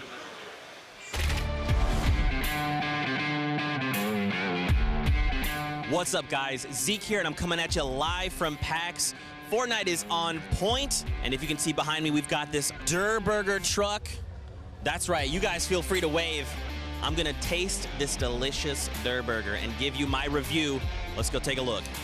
One Royale with cheese, please. We've done it. Royale with cheese. Look at this elegant design, simple and beautiful. The wrapper is childproof. I was not prepared for this. This is a quality burger. This is real Tilted Tower level material. I get a hint of player's tears. And you can't top that bun, sealed with a Victory Royale. Quality beef this. Delicious. If you're here at PAX, you need to stop by the Der Burger. 5 out of 5 llamas. Delicious. You need to get one. We'll see you here.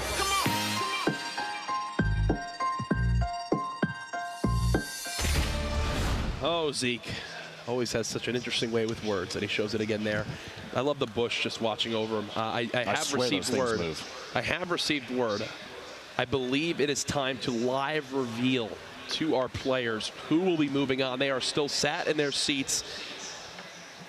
It is incredible because they're all on the edge of their seats wondering if they did. Some probably have an idea, but others, these tiebreakers, it comes down to the wire. Who will be the top 33? It will be revealed live on their screen here. There is a look at the players. I can't even imagine what's going through their heads right now. Tiebreaker's a big piece that you mentioned. The first thing that's checked, victory royales. But then after that, eliminations, and a lot of these players are playing very aggressive. Yep. Following that, average placement, and then a coin flip. But man, the stress, the excitement. I can't wait to see Courage. Right. And don't worry, we'll have your full list of qualifiers and finalists for tomorrow as well, coming soon. There's everyone in the venue, though. People checking in, seeing what their families and friends are saying after watching the big qualifier so far. Obviously, some people probably realizing, you know, hey, didn't work out for me here, but can still be proud of making it this far. People just waiting, staring, wondering if they've made it on in. Remember, there's 100 players in that room. Only 33 will make it to tomorrow's $1.5 million grand final. Now you have to remember too, anybody that that is part of this, whether you're here or not, if you're at PAX West and you're not down here tomorrow, 11 a.m. is when the action starts. I'd say get here earlier than that. You want a spot on one of these beanbags because, man, even right now, standing room only, and I only expect it to be more packed tomorrow. 100%. Which I love. The energy here is going to be incredible. It was fantastic tonight, and the previous 2 nights. These games have been wonderful, and I think a big takeaway for everybody that's been involved with this, whether you made it the qualifiers or not, whether you did well in the heats or not, there's got to be more options, there's got to be more chances, but for the people that are about to see the reveal right now, here we go. People recognizing they've made it. You see the hands up in the air. There it is. Pumping up the chest. That's when they find out that news, they're $5,000 richer, because remember, 21st to 100th. Automatically $5,000. The smiles there on the end, the sigh of relief. Victory Royale, please stay in your seat. That is the sign that they have moved on. Look, some smiles there. Tifu, not even looking up. He knew with that performance with the Victory Royale earlier.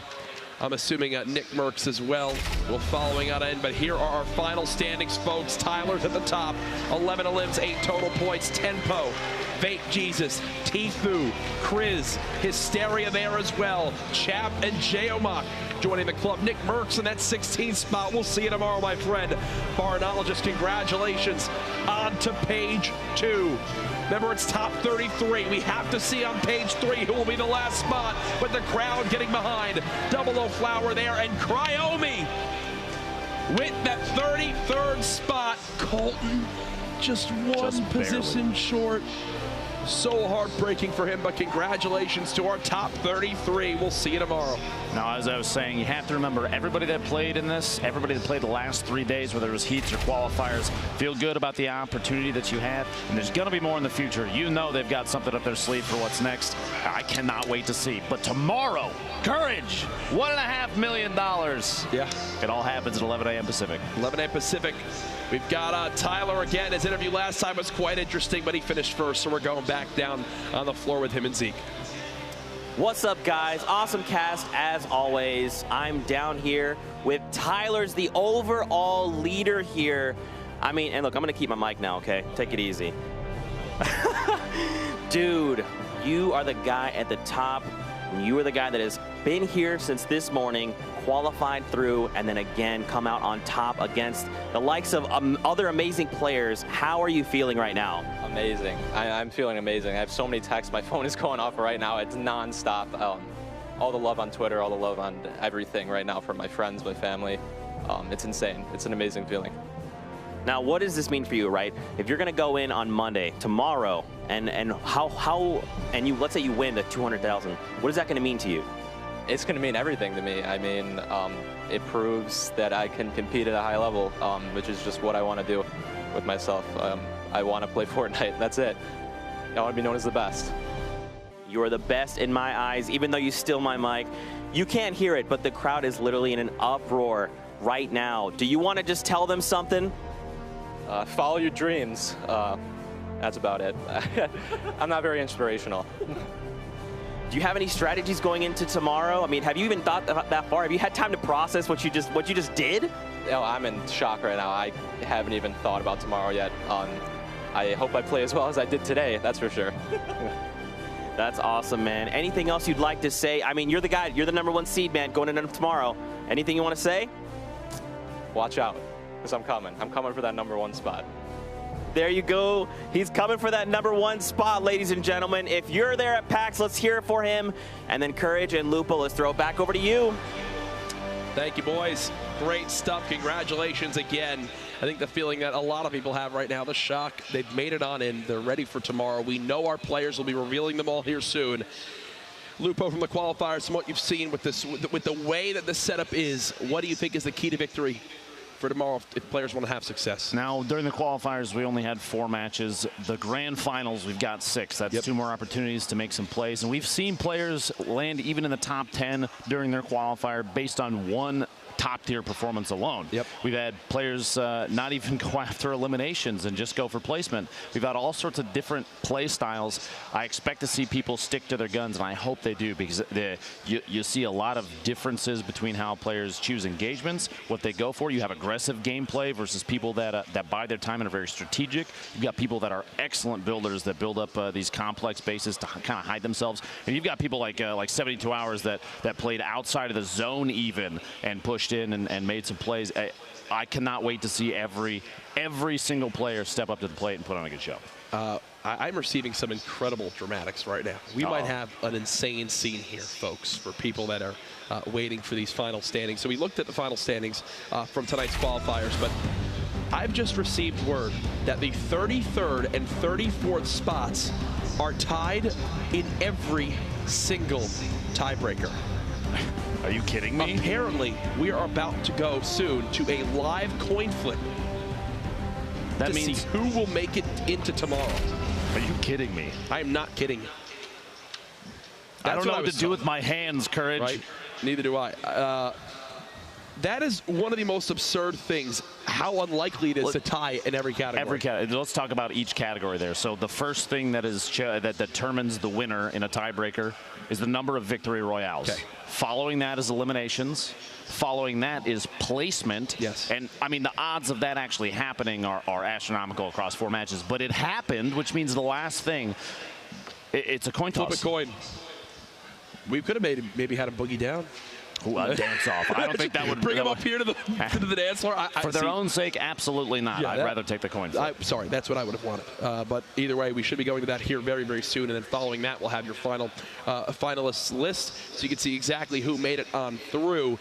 Either way, though, appreciate all the support for everybody watching and supporting, obviously, Epic and Fortnite and us as well, from all the kind words online, but also for all the players who have made their entire schedules are out this weekend, practicing hours and hours on end. The organizations for sending their players out, for people who paid out of their own pocket to be here in hopes of the dream. You heard Tyler mention it.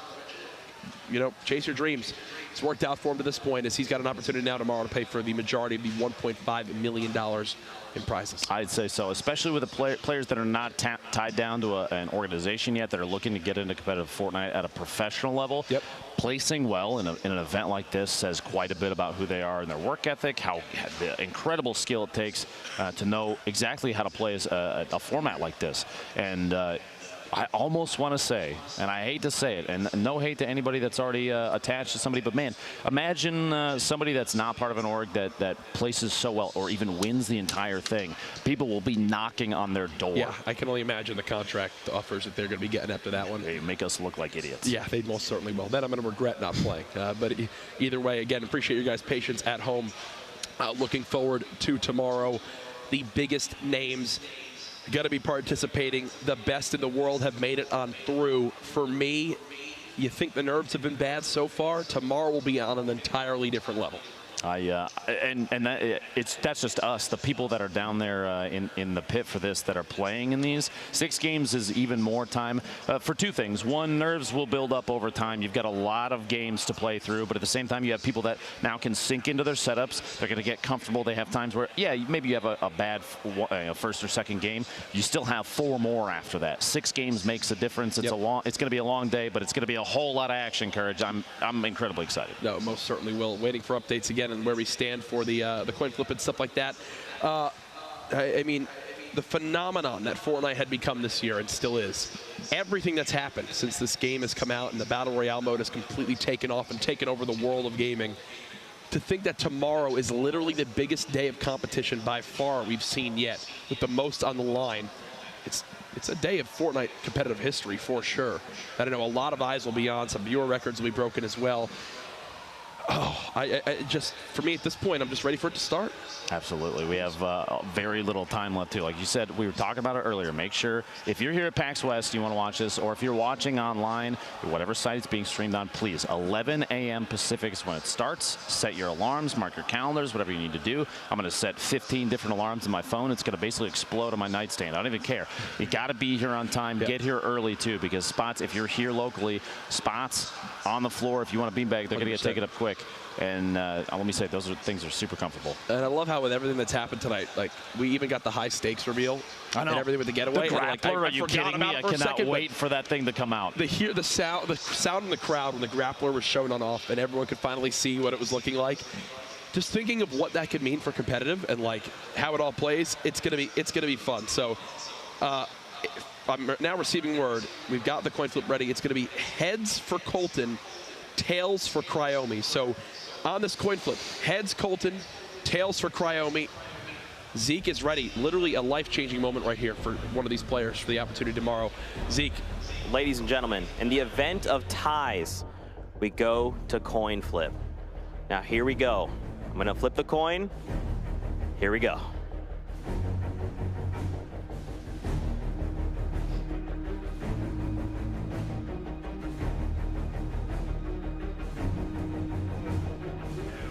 Tails. We've got a decision. Moving forward. Cryomi. That might be the most dramatic finish for 33rd that I think we could have possibly had. Literally today was insanity. We had insane plays, and now a tiebreaker and a coin flip that I'm going to be honest with you, I never thought that would possibly happen. That puts Cryomi on the list for the finalists, and I want to see everybody else. I want to see the whole list, Courage. Ladies and gentlemen, here's our participants for $1.5 million tomorrow from night one. 72 hours was an absolute beast. Day in and day out, Nate Hill from FaZe Clan, another big name. Rise Wheats, the final game of night one, made it on in. We saw some incredible performances from top to bottom. And Dremin, the last spot with just one total point, was just enough from night two. Animal, the insane performance, the 10 elims. We talked about Aiden on controller, Lupo. It was absolutely wild. And keep in mind, if you're watching this anywhere, these are the names to write down and clip and post all over social media so that everybody knows exactly who to watch for tomorrow. Poach from night two. That's a name you cannot sleep on. Did make it on through alongside Cease, and then there you see night three. Tempo, Tfue, Hysteria, Chat, Geomach, Nick Merckx, Blind, Flower. Down there at the bottom right. At this point, ladies and gentlemen, if you are not watching tomorrow, what are you doing with your life? Real Cryomi's got to feel real lucky right now, that coin flip deciding to put him in as well. This is the entire pool, all the players for the grand finals. $1.5 million on the line, Courage, and it all starts at 11 a.m. Pacific. This is it. Shout out to everybody who's been watching, our sponsors as well. Logitech, Astro, Respawn on the chairs. Couldn't do it without you guys, so thank you so much for your support of the event. The stage has been set. We know our 99 players. Lupo, final thoughts heading into the grand final. Tomorrow is going to be incredible. We've seen accelerated gameplay from a lot of players, defensive building that you don't see very often. And the gameplay here it's a learning experience for both the people that are playing and everybody watching. It's been incredibly exciting. We've had some really solid shots, and we're not even done yet, Courage. We have 6 games left, and I cannot wait for tomorrow. This is it, Ben. Oh, thank you. Oh, I got you. I will never leave you hanging, brother. Appreciate that. What an honor it's been to be part of this. I know we've been having a blast so far. Hope you guys have been enjoying the show. Ladies and gentlemen, this is it. Tomorrow is the largest day of Fortnite competition by far in the game's history.